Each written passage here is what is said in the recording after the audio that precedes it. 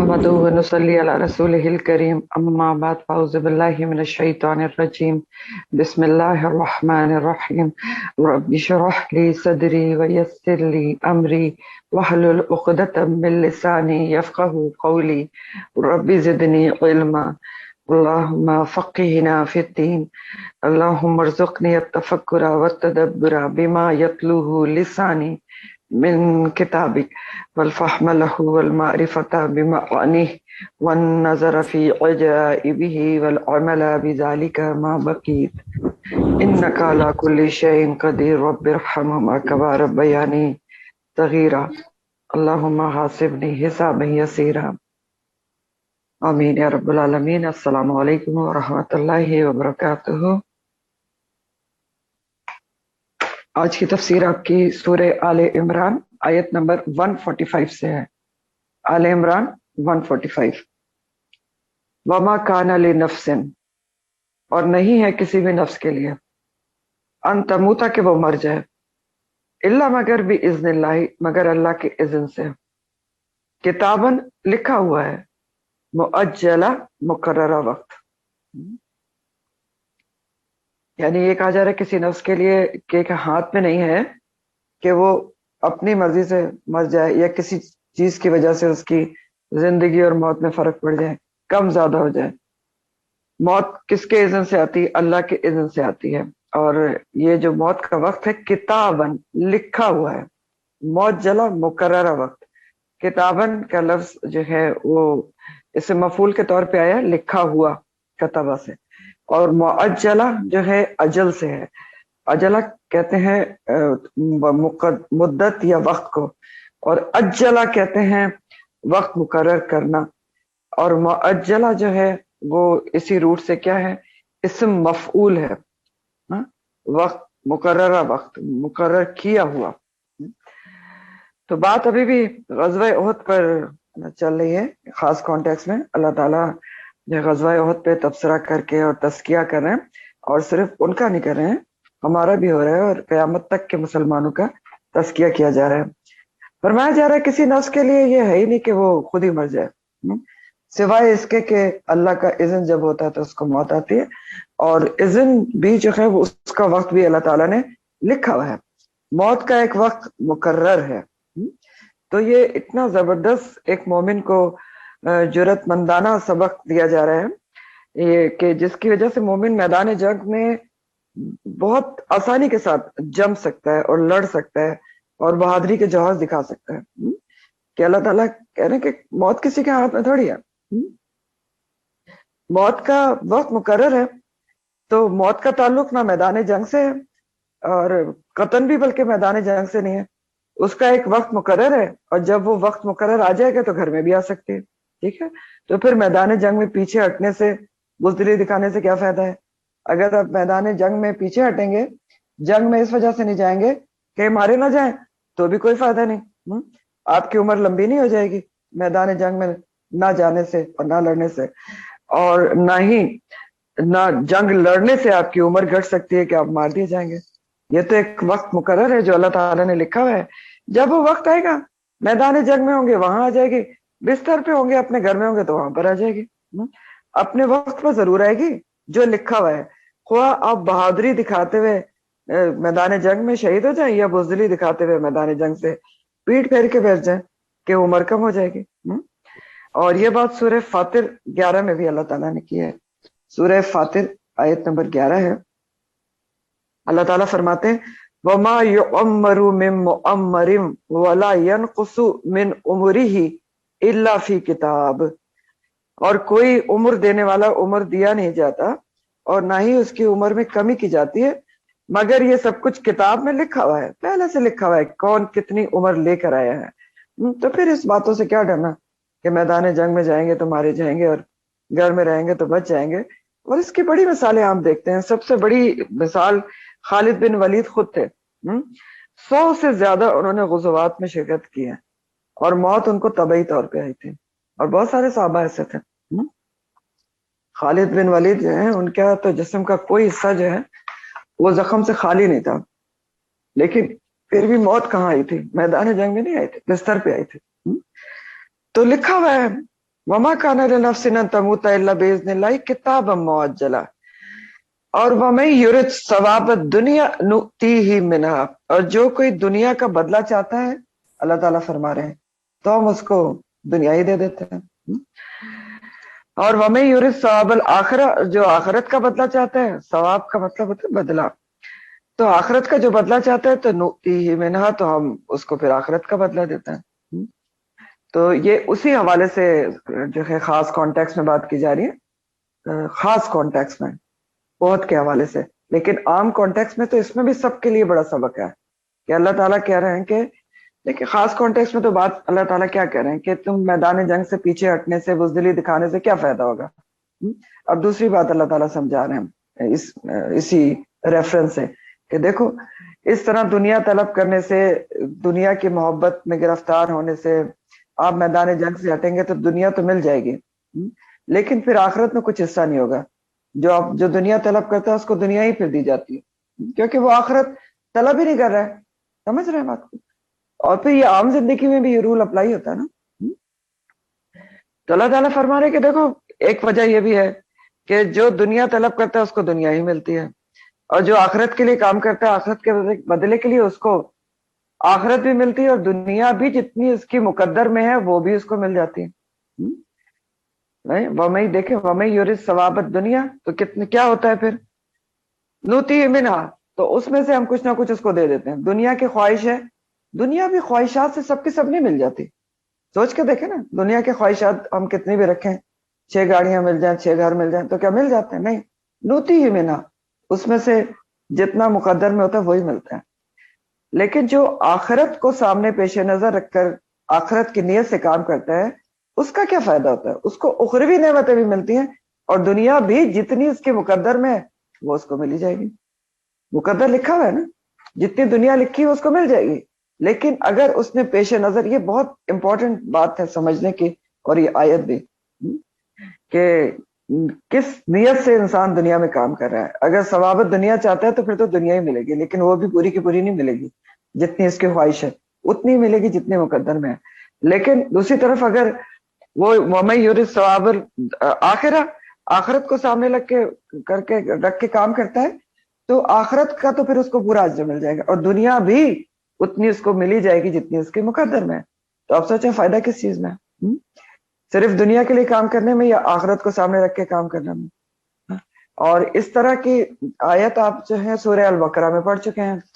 सूरह अल बकरा आयत नंबर 200 थी, वमिनहुम मन यकूलु रब्बना आतिना फिद दुनिया हसनतम व फिल आखिरति हसना व फिल आखिरति हसनतम वकिना अज़ाबन्नार उलाइका लहुम नसीबुम मिम्मा कसबू। क्या कहा था अल्लाह ताला ने वहां पर, कि लोगों में से कुछ ऐसे हैं जो कहते हैं कि ए हमारे रब, हमें दुनिया में भी हसना दे और आखिरत में भी हसना दे, और आग के अजाब से बचा ले। तो यही वो लोग हैं, उलाइका लहुम नसीबुम मिम्मा कसबू, जिनका एक हिस्सा है जो उन्होंने कमाई की। कहां पर हिस्सा है? आखिरत में, क्योंकि उन्होंने आखिरत भी मांगी है ना, तो आखिरत में, आखिरत सामने रख के काम किया है ना, तो इसलिए उनका आखिरत में भी हिस्सा है। सिर्फ दुनिया नहीं मांगी है, दुनिया भी मांगी और आखिरत भी मांगी है। और जब उन्होंने कह दिया कि वकीना अज़ाबन नार, तो इससे क्या बात पता चल रही है कि मुकद्दम उन्होंने आखिरत को रखा हुआ है। ठीक है, इस आयत से भी क्या पता चल रही है सूरह बकरा की आयत से, कि अगर वो ये कहते हैं, दुआ करते हैं कि रब्बना आतिना फिद दुनिया हसना व फिल आखिरति हसना व क़िना अज़ाबन नार, तो इसका मकसद क्या है कि उनकी प्रायोरिटी आखिरत है, कि वो आखिरत का जो जहन्नुम का अजाब, उससे बचना चाहते हैं। तो अल्लाह ताला ने कहा कि ठीक है, फिर क्योंकि वो दोनों मांग रहे हैं और आखिरत के अजाब से बचना भी चाहते हैं, तो फिर उनका हिस्सा है आखिरत के अंदर।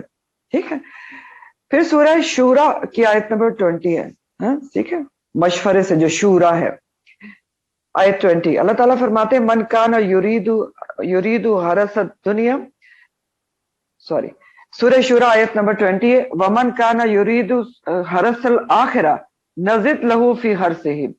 अल्लाह ताला कह रहे हैं कि जो चाहता है आखिरत की खेती, तो नजिद लहू फी हरसिही, तो उसकी खेती को तो हम आखिरत में बढ़ा चढ़ा के देंगे। ठीक है, वमन काना युरीदु हरसत दुनिया, और जो दुनिया की खेती चाहता है तो क्या होगा, नूती ही मिनहा, तो उसमें से कुछ ना कुछ दुनिया उसको मिल जाएगी, لیکن نقصان کیا ہوگا؟ وما لہو فی الآخرۃ من نصیب، آخرت میں اس کا کچھ حصہ نہیں ہوگا۔ اس سے کیا پتہ چل رہا ہے، کیا بات واضح ہو رہی ہے اس آیت سے؟ یہ بات واضح ہو رہی ہے کہ اعمال کا دار و مدار، اعمال کے اجر کا دار و مدار نیات پہ ہے۔ انما الاعمال بالنیات ہے، یہ آپ کو پتہ چل رہا ہے کہ نہیں چل رہا ہے؟ آیت دیکھیں۔ تو یہ بات یہاں سے واضح ہو رہی ہے کہ انما الاعمال بالنیات، تمام اعمال کا دار و مدار جو ہے وہ نیتوں پر ہے۔ اگر انسان صرف دنیا کمانے کے لیے دوڑ دھوپ کرتا ہے، دنیا کمانے کے لیے کام کرتا ہے، تو اسے دنیا ہی ملے گی، اور وہ بھی اتنی ہی ملے گی جتنی اس کے نصیب میں ہے۔ جتنی دوڑ دھوپ کرے گا تو یہ نہیں کہ ساری دنیا ہی اس کو مل جائے گی، ساری خواہشات پوری ہو جائیں گی، نہیں، جتنی نصیب میں اتنی ہی ملے گی، نؤتیہ منہا۔ اور آخرت کو پیش نظر رکھ کر کام کرتا ہے، دنیاوی کاموں میں بھی نیت اللہ کی خاطر رکھتا ہے، تو دنیاوی کام بھی باعث اجر ثابت ہو سکتے ہیں۔ نزد لہو فی ہر سے ہی، اس کی اجر و ثواب کو بڑھا دیا جائے گا، ٹھیک ہے؟ تو صرف نیت کی تبدیلی سے کام کچھ کا کچھ ہو جاتا ہے۔ یہی پتہ چل رہا ہے نا؟ مثلاً آپ دیکھیں، میں آپ کو مثال دے کے سمجھاتی ہوں کہ نیت کیسے کاؤنٹ کرتی ہے۔ مثلاً مسلم ہے یا غیر مسلم ہے، ہندو ہے مسلمان ہے، ہر کوئی اپنے بچوں پر پیسہ خرچ کرتا ہے نا، بیوی بچوں پر کرتا ہے نا، پرورش کرتا ہے۔ اب کیا ہے، اگر مسلمان یہی کام اپنے بیوی بچوں کو کھلا پلا رہا ہے، ان کو خرچہ کر رہا ہے، ایک مسلمان اللہ کی رضا کی نیت سے کرتا ہے کہ نبی کریم صلی اللہ علیہ وسلم نے فرمایا، حدیث کا مفہوم ہے نا، کہ انسان اپنی بیوی کے منہ میں جو نوالا ڈالتا ہے وہ بھی صدقہ ہے۔ تو اگر مسلمان نے یہ نیت کر لی تو اب کیا ہوگا کہ اس کو صدقے کا اجر بھی مل جائے گا۔ تو صرف ایک نیت سے اس کا اجر کہاں سے کہاں چلا گیا۔ اب بلا وجہ ہی وہ خرچہ کر رہا ہے، نیت اس نے نہیں کی نبی کریم صلی اللہ علیہ وسلم کی حدیث کے مطابق، تو ٹھیک ہے۔ لیکن اب دوسری بات کیا ہے کہ اگر اس نے نیت صدقے کی کر لی کہ نبی کریم صلی اللہ علیہ وسلم نے فرمایا کہ صدقہ ہے، اور یہ نیت کر لی کہ میں اللہ کے حکم کے مطابق اپنے بیوی بچوں کی ریکوائرمنٹس کو پورا کر رہا ہوں، تو پھر کیا ہے، اجر کما لے گا۔ پھر اسی طرح ایک اور حدیث سے آپ کو اور زیادہ بات کلیئر ہوگی۔ مسلم کی روایت ہے کہ ایک صحابی تھے، انہوں نے دور نبوی میں اپنا گھر بنایا، تو مسجد کی جو کھڑکی تھی نا، اس کو انہوں نے مسجد نبی کی طرف کھولا، اس کا ڈائریکشن مسجد نبی کی طرف رکھا، ٹھیک ہے؟ تو آپ صلی اللہ علیہ وسلم نے ان کو بلا کر پوچھا کہ تم نے کھڑکی مسجد نبی کی طرف کیوں رکھی ہے؟ تو انہوں نے جواب دیا کہ اس لیے کہ یہ ہوا آئے گی، ڈائریکشن ہوا کا ہے۔ تو نبی کریم صلی اللہ علیہ وسلم فرماتے ہیں، اگر تم یہ نیت رکھتے کہ اذان کی آواز آئے گی تو تمہیں ثواب بھی ملتا، اور ہوا تو ویسے ہی آ جانی تھی۔ اب سمجھ گئے آپ بات؟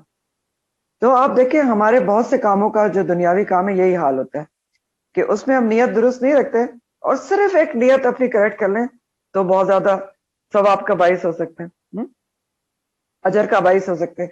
خواتین کے حساب سے ایک چھوٹی سی مثال آپ کو بتاتے ہیں۔ کئی دفعہ ایسا ہوتا ہے کہ ہمارے گھر میں ان ایکسپیکٹڈ گیسٹ آ جاتے ہیں، انہوں نے رہنا بھی ہے، بتایا نہیں انہوں نے، ہوتا ہے نا، ہر کوئی آپ کے ریلیٹو ضروری تو نہیں نہ ان کے اوپر لائبلٹی کو لازمی بتا کے آئے، کلوز ریلیٹو آ گئے، آپ کی طبیعت ٹھیک نہیں تھی، اب کیا ہے، سخت اب الجھن کا شکار ایک دم سے ہو جاتے ہیں انسان ہونے کے ناطے، کیا کرے اب، کیسے کھانا اور فلانا، اور کبھی کبھی کچھ غلط باتیں بھی انسان سوچتا ہے، کبھی کبھی منہ سے بھی نکل جاتے ہیں۔ اب ایسے وقت میں کیا کرے؟ دیکھیں، کام تو آپ نے لامحالہ کرنا ہے، اگر مہمان آئے آپ نے ان کو انٹرٹین کرنا ہے، آپ نے کھانا بھی کھلانا ہے، آپ نے بستر بچھانا ہے، لیکن اسی وقت اگر آپ نیت یہ کر لیں کہ نبی کریم صلی اللہ علیہ وسلم کی حدیث ہے کہ آپ نے فرمایا کہ جو اللہ اور روز آخرت پر یقین رکھتا ہے تو اس کو چاہیے کہ مہمان کا اکرام کرے، تو بس اب کیا ہوگا؟ دو صورتیں ہیں نا، ایک ہم جل کڑ کے کام کر رہے ہیں، ایک کیا ہے ہم نے نیت یہ کر لی، بہت بڑا فرق آ گیا۔ آپ کا سارا کام جو آپ نے کیا مہمان کے لیے وہ باعث سے اجر و ثواب ہو گیا۔ تو یہ اسی آیت سے بھی یہ بات ہمیں پتہ چل رہی ہے۔ دیکھیں اس کے الفاظ، وَمَن يُرِدْ ثَوَابَ الدُّنْيَا نُؤْتِهِ مِنْهَا، جو دنیا کا بدلہ چاہے گا مل جائے گا، وَمَن يُرِدْ ثَوَابَ الْآخِرَةِ نُؤْتِهِ مِنْهَا، تو اس کو اس میں سے آخرت جو چاہے گا تو اس کو آخرت ملے گی، لیکن دنیا بھی جتنی قسمت میں مل ہی جائے گی۔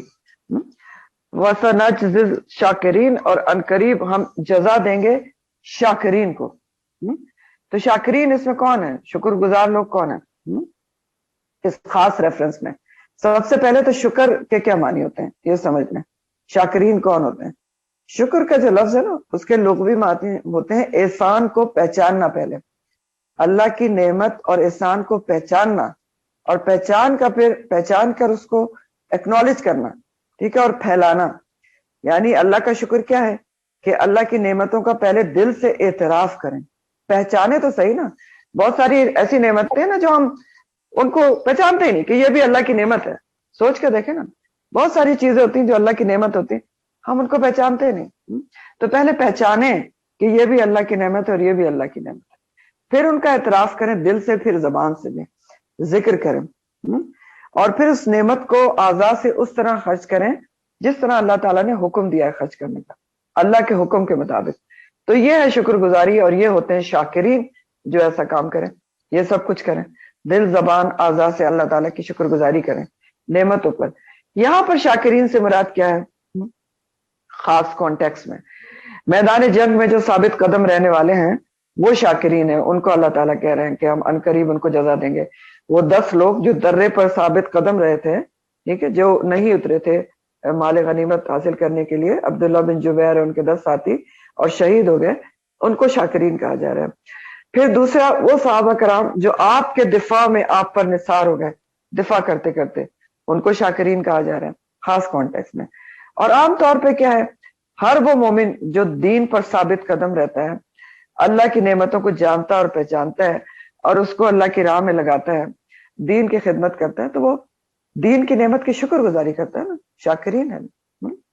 اور شاکرین کو اللہ تعالیٰ جزا دینے کا وعدہ کر رہے ہیں. اور عنقریب یعنی عنقریب تو پھر دنیا میں بھی مل سکتی ہے، وَسَنَجْزِي الشَّاكِرِينَ. اور اللہ کی جو جزا ہوتی ہے وہ ہر چیز سے بڑھ کر ہوتی ہے. ظاہر ہے جو اللہ تعالیٰ جزا دیں گے ان کے بارے میں تو ہم سوچ بھی نہیں سکتے. پھر آگے اللہ تعالیٰ فرماتے ہیں وَكَأَيِّن، اور کتنے ہی من نبی ہیں، قاتلا جنگ کی، قتال کیا، معاہو اس کے ساتھ، کس کے ساتھ؟ نبی کے ساتھ، ربیون اللہ والوں نے، کثیر بہت سے. اب یہ بھی احد کے ڈائریکٹ کانٹیکس میں احد کے سلسلے میں بات ہو رہی ہے، لیکن عام کانٹیکس میں بھی بہت امپورٹنٹ ترین بات کی جا رہی ہے. آج کی پوری تفسیر آپ کی عام کانٹیکس میں بھی بہت امپورٹنٹ ہے. تو اللہ تعالیٰ کہہ رہے ہیں، ایک اور مثال دے رہے ہیں اصحاب بدر سے، اصحاب احد سے بات چیت ہو رہی ہے. اللہ تعالیٰ کہہ رہے ہیں احد کے حوالے سے مسلسل اہل ایمان کا تزکیہ اور تربیت فرما رہے ہیں. اور یہاں بھی جیسے میں نے آپ کو بتایا خاص طور پر خطاب اہل احد سے، اور عام طور پر قیامت تک آنے والے تمام مسلمانوں کو مخاطب کر کے اللہ تعالیٰ سمجھا رہے ہیں، تربیت کر رہے ہیں، حوصلہ افزائی کر رہے ہیں. کیا رہے ہیں اللہ تعالیٰ کا عین جو ہے نا، یہ اسم تکثیر ہے، یعنی زیادہ تعداد کے لیے آتا ہے. یعنی بہت سے نبی ایسے گزرے ہیں من نبیین جنہوں نے جنگ کی، اور ان کے ساتھ کون لڑے؟ ربیون کثیر، انہوں نے بھی جنگ کی. یعنی بہت سے اللہ والے ان کے ساتھی جو تھے. ربیون کا جو لفظ ہے نا، وہ جیسے آپ نے ربانی ہی نہ پڑھا تھا نا، ربانی کی جمع وہی ہے، میکنگ تھوڑی ڈفرینٹ ہے. ربی کی جمع اللہ والے، اللہ سے جڑے لوگ، اللہ کا خوف رکھنے والے، اللہ کی محبت رکھنے والے. اللہ تعالیٰ کہہ رہے ہیں کہ کیا ہو گیا ہے تمہیں؟ اگر تمہیں اللہ کی راہ میں تھوڑا سختی کا سامنا ہو گیا ہے، وقتی شکست کا سامنا ہے، تو ایسے وقت پہ بددلی بے صبری کیوں دکھا رہے ہیں؟ ایسا کیوں کر رہے ہیں؟ یہ سب کچھ دکھانا اہل ایمان کا شیوا نہیں ہے. دیکھو پیچھے اپنے مڑ کے تاریخ پر نظر ڈالو، تم سے پہلے بھی کئی رب والے اپنے انبیاء کے ساتھ مل کر اللہ کی راہ میں قتال کر چکے ہیں، لڑ چکے ہیں. انہوں نے تو جنگیں کی ہیں بہت ساری اللہ کی راہ میں اپنے انبیاء کے ساتھ.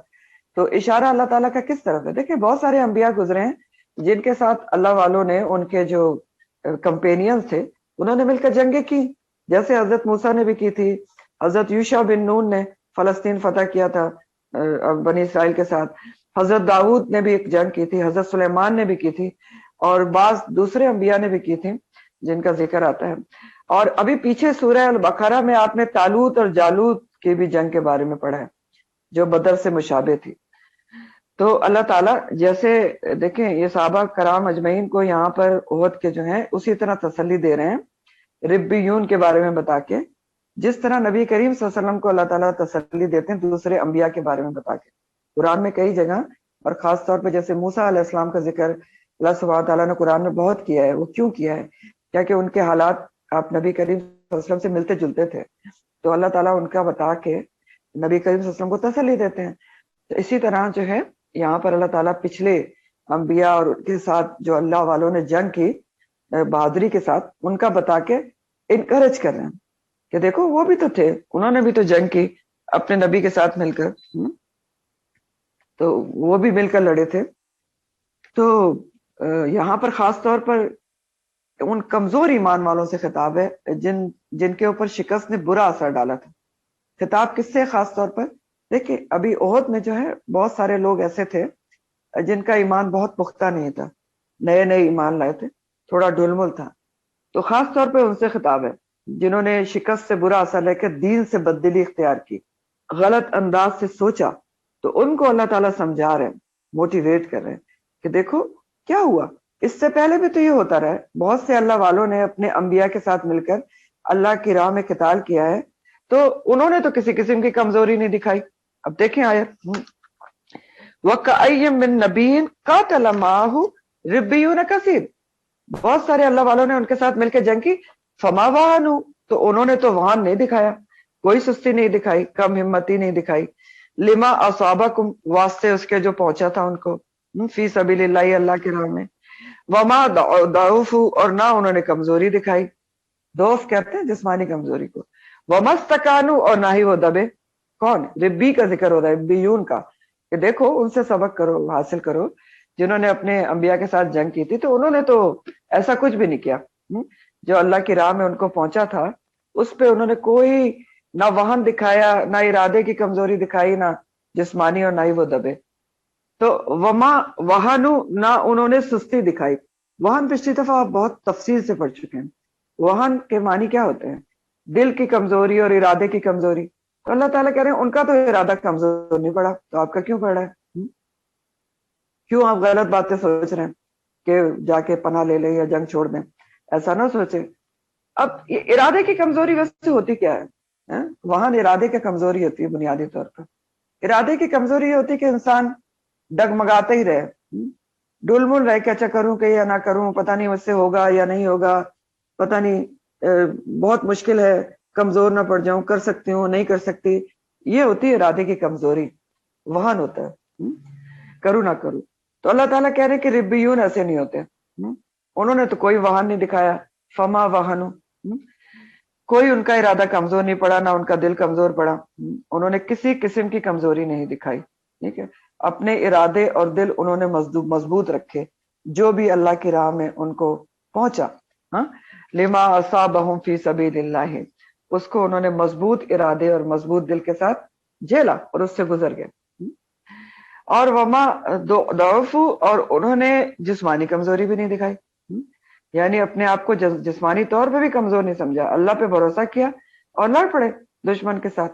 اور عام طور پہ بھی ہے کہ جسمانی کمزوری ہی انسان کو، اگر انسان کا دل کمزور ہو نا تو وہ اپنے آپ کو، ارادہ کمزور ہو تو اپنے آپ کو جسمانی طور پر بھی کمزور زیادہ سمجھتا ہے. تو اللہ تعالیٰ کہہ رہے کہ وہ تو جسمانی طور پر بھی کمزور نہیں پڑے. وما ضعفوا، انہوں نے جسمانی طور پر بھی کوئی کمزوری نہیں دکھائی، اور سیسا پلائی دیوار کی طرح وہ ڈٹے رہے دشمن کے آگے. اور وما استکانوا، نہ ہی انہوں نے استقامت دکھائی، نہ ہی وہ دبے.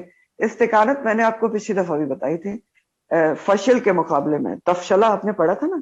فشلہ کا مطلب ہوتے ہیں ابتدائی درجے کے اوپر، جنگ کے ابتدائی درجے کے اوپر محنت مشقت، کسی کام کے ابتدائی درجے کے اوپر ہمت ہار جانا، اسٹارٹ میں ہمت ہار جانا فشلہ ہوتا ہے.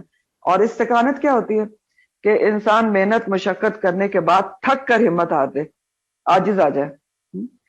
تو اللہ تعالیٰ کہہ رہے ہیں کہ یہ جو ربیون تھے، جو اپنے انبیاء کے ساتھ مل کر لڑے تھے، انہوں نے تو استقامت بھی نہیں دکھائی، دشمن کے مقابلے میں دبے بھی نہیں، انہوں نے تو کبھی عاجز بھی نہیں ہوئے، بے بس نہ ہوئے، کبھی بھی نہیں تھکے، آخری دم تک ڈٹے رہے. انہوں نے اس طرح کا کچھ نہیں سوچا کہ جنگ چھوڑ دیں، ابو سفیان کی پناہ لے لیں، دین ہی بدل دیں. تو انہوں نے تو ایسا کچھ نہیں سوچا، تو آپ کیوں سوچ رہے ہیں؟ تو ہوتا یہ ہے کہ دیکھیں جب انسان کا دل کمزور ہو نا، اور جسمانی طور پر بھی اپنے آپ کو کمزور سمجھے، ایک تو دل کمزور ہے، اوپر سے وہ سمجھتا ہے کہ میں جسمانی طور پر بھی کمزور ہوں، میں تو یہ میرے اندر مسئلہ ہے اور یہ مسئلہ ہے. تو پھر کیا ہوتا ہے کہ اس میں استقامت پیدا ہو جاتی ہے. اور دشمن کے مقابلے میں یا کسی بھی چیلنج کے مقابلے میں، کسی بھی کام کے مقابلے میں وہ دب جاتا ہے، عاجز ہو جاتا ہے، عاجز ہو جاتا ہے. تو مطلب دب جاتا ہے، استقامت کا مطلب کیا ہے کہ ہمت ہار دیتا ہے کہ میں نہیں کر سکتا. آواز نہیں آ رہی، آواز نہیں آ رہی. ابھی آ رہی ہے؟ ہاں اب آئیے. اب ٹھیک ہے، میرا ڈیٹا آن ہے، یہاں لائٹ چلی گئی، کوئی بات نہیں، آ جائے گی. اور جس کے پاس بھی لائٹ چلی گئی وہ ڈیٹا آن کر لیں. ٹھیک ہے، تو بہرحال آ رہی ہے آپ کو آواز؟ جی آ رہی آ جی رہی میم آ رہی ہے. آ چلے رہی ہے. کنٹینیو کرتے ہیں. اوکے اوکے، میں نے data on, okay okay, data on کیا ہوا ہے میں نے الحمدللہ. تو میں کنٹینیو کرتے ہوں. تو ربیون کا اللہ تعالیٰ ذکر کر رہے تھے کہ دیکھیں انہوں نے، جنہوں نے اپنے انبیاء کے ساتھ مل کے جنگ کی، تو وما وہنو، نہ انہوں نے کوئی وہن دکھایا، نہ ارادے کی کمزوری، نہ دل کی کمزوری، لما اصابہم، جو بھی ان کو پہنچا، فی سبیل اللہ، اللہ کے راستے میں، وما ضعفوا، نہ ہی انہوں نے کوئی جسمانی کمزوری دکھائی، وما استکانوا، نہ وہ دبے، آخری دم تک ہمت نہیں ہاری، ڈٹے رہے، ڈٹے رہے. تو واللہ یحب الصابرین، اللہ تعالیٰ ایسے ہی صبر کرنے والوں سے محبت رکھتے ہیں. تو اللہ تعالیٰ یہ بتا رہے ہیں کہ رب پرست جو لوگ ہوتے ہیں نا، ربیون، ربانی قسم کے لوگ، اللہ سے جڑے ہوئے لوگ، اللہ سے محبت کرنے والے لوگ، ان کے اندر یہ تینوں صفات نہیں ہوتی. یہ بتا رہے ہیں اللہ تعالیٰ. ٹھیک ہے، کون سی تینوں صفات نہیں ہوتی؟ نہ وہن ہوتا ہے، نہ ضعف ہوتا ہے، نہ استقامت ہوتی ہے. ان کی جنگیں ایسی ہوتی ہیں کہ انہیں اللہ کی راہ میں جو بھی مشکلات پیش آئے وہ ان کو مضبوط دل، مضبوط ارادے اور دشمن کے مقابلے میں ڈٹ کر عبور کرتے ہیں. یعنی باطل کے ساتھ سمجھوتا نہیں کرتے. جو صحیح اللہ والے لوگ ہوتے ہیں باطل سے دبتے نہیں ہیں، دبتے نہیں ہیں. تو دراصل ڈائریکٹ کانٹیکس کیا ہے؟ اہل اوحد کے حوالے سے اللہ تعالیٰ صحابہ کرام اجمعین کی اور اس کے بعد تمام امت مسلمہ کی تعلیم و تربیت یہ کر رہے ہیں کہ دشمن کے خوف سے کبھی بھی، دشمن کا خوف سے، چاہے وہ دشمن کتنا بھی بڑا ہو، سپر پاور ہو یا کوئی بھی آپ کا پڑوسی ہو، اس کے خوف سے کبھی بھی سستی، کمزوری، وہن، استقامت، یہ سب ربانی لوگوں میں نہیں آنی چاہیے. تم میں تو ہرگز نہیں آنے چاہیے. تم امت مسلمہ ہو، تم خیر امت ہو، خیر الامم ہو. ٹھیک ہے، خیر الامم ہو. اگر پچھلی قوموں نے کم ہمتی نہیں دکھائی، تم کیسے دکھا سکتے ہو؟ تم نے تو بہت بڑے کام کرنے ہیں، ابھی لوگوں کو اللہ سے جوڑنا ہے. اگر تم میں وہن اور ضعف اور استقامت پیدا ہو گئی تو تم اپنے کام کیسے کرو گے؟ تو خطاب تو ہم سے بھی ہے، امت مسلمہ سے کلیکٹیولی بھی ہے اور انڈیویجول بھی ہے. آپ سوچیں اس بات کو، سب سے خطاب ہے. تو یہ سب کام آپ نہیں کر سکتے. آپ تو ربانی لوگ ہیں، آپ تو خیر الامم ہیں، آپ نے تو ابھی بہت کچھ کرنا ہے اور پچھلی قوموں نے نہیں دکھائی تو آپ کیسے دکھا سکتے ہیں؟ اس لیے آپ دیکھیں کہ جب اللہ تعالیٰ نے یہ سب ہدایت کی صحابہ کرام اجمعین کو، اس طریقے سے سمجھایا، تو ان کو تو فوراً بات سمجھ میں آ گئی اور انہوں نے یہ سب چیزیں چھوڑ کے، جو بھی ہارے تھے یا کچھ تھے، اٹھ کھڑے ہوئے اور ایک ایسی جماعت صحابہ کی تیار ہوئی جو رسول کریم صلی اللہ علیہ وسلم کے وصال کے بعد بھی کوئی ڈی مورلائز یا ڈی موٹیویٹ نہیں ہوگی، بلکہ پوری دنیا میں جا کر انہوں نے پورے جوش و خروش سے اسلام کو پھیلایا. اور افریقہ سے لے کر ایران اور ایران سے لے کر دوران اور کسرا سب جگہ پھیلا دیا. تو یہ تھی، انہوں نے تو فوراً اس بات کو سمجھ لیا. تو اب ہمارے سامنے یہ آیات ہیں. اللہ تعالیٰ کیا فرما رہے ہیں؟ اب سوچیں، ہم بھی سوچیں اس کے اوپر کہ اللہ تعالیٰ کہتے ہیں کہ جو رب والے لوگ ہوتے ہیں تو ان میں تو کسی قسم کا وہن اور ضعف اور استقامت نہیں آتی اللہ کی راہ میں. تو اور اللہ تعالیٰ ایسے ہی صابرین سے محبت رکھتے ہیں. واللہ یحب الصابرین، صابرین سے. تو بات پھر صبر پہ آ گئی. صبر پہ کیوں آ گئی؟ کیونکہ دیکھیں ان تینوں چیزوں سے، یہ جو یہاں پر ذکر کیا گیا، وہن، ضعف اور استقامت، اس سے انسان اسی وقت بچ سکتا ہے جب اس میں صبر ہو. صبر، ٹھیک ہے، ان تینوں بیماریوں کا علاج صبر ہے، یہ جو یہاں پر بتائی گئی ہیں. ہر چیز پہ صبر، نقصان پر صبر، اللہ کی راہ میں صبر، تکلیف پر صبر، مرضی آپ کی پوری نہ ہو تو صبر، لوگوں کی تنقید، اعتراضات پر صبر، دنیا میں کوئی صلہ نہیں ملتا آپ کی ایفرٹس کا، اس پہ بھی صبر. تو صبر ایکچولی وہ صفت ہے جس کی وجہ سے انسان اللہ کی راہ میں کسی بھی کام پر جم سکتا ہے. ٹھیک ہے، اور اس کے اندر وہن، استقامت، کچھ پیدا نہیں ہوتا اگر اس کے اندر صبر کی صفت موجود ہے. بات سمجھ رہے ہیں نا؟ تو اللہ تعالیٰ پھر ایسے صابرین سے محبت رکھتے ہیں اور صبر کرنے والوں کو اجر کا بھی وعدہ ہے اللہ تعالیٰ کا. کہہ رہے ہیں نا کہ اللہ تعالیٰ جو ہے وہ محبت رکھتے ہیں اور قرآن میں کہا ہے کہ اللہ تعالیٰ صبر کرنے والوں کو بغیر حساب جو ہے وہ اجر دے گا بغیر حساب. تو اسی طرح سورہ الانفال میں اگر آپ جنگ کے حوالے سے صبر کو دیکھیں تو سورہ الانفال آیت نمبر 65 میں اللہ تعالیٰ فرماتے ہیں الانفال 65 یا ایھا النبی حرض المؤمنین علی القتال ان یکن 20 صابرون یغلبوا 200. اے نبی صلی اللہ علیہ وسلم مومنوں کو کافروں کے خلاف جنگ پر موٹیویٹ کریں ابھاریں اگر ان میں تم میں صبر کرنے والے 20 بھی ہوں گے تو وہ 200 پر غالب آ جائیں گے. یہ اللہ تعالیٰ ایک ریشو بتا رہے ہیں کہ اگر صبر کرنے والے مومنوں میں سے 20 بھی ہوں گے تو وہ 200 پر غالب آ سکتے ہیں. ٹھیک ہے, تو یہ تو جنگ کے حوالے سے بات تھی. اور اگر آپ عام زندگی کے حوالے سے دیکھیں تو اس میں بھی بہت سارے اسباق ہیں. کیا سبق ہے عام حالات میں؟ اللہ تعالیٰ صابرین کس کو کہہ رہے ہیں؟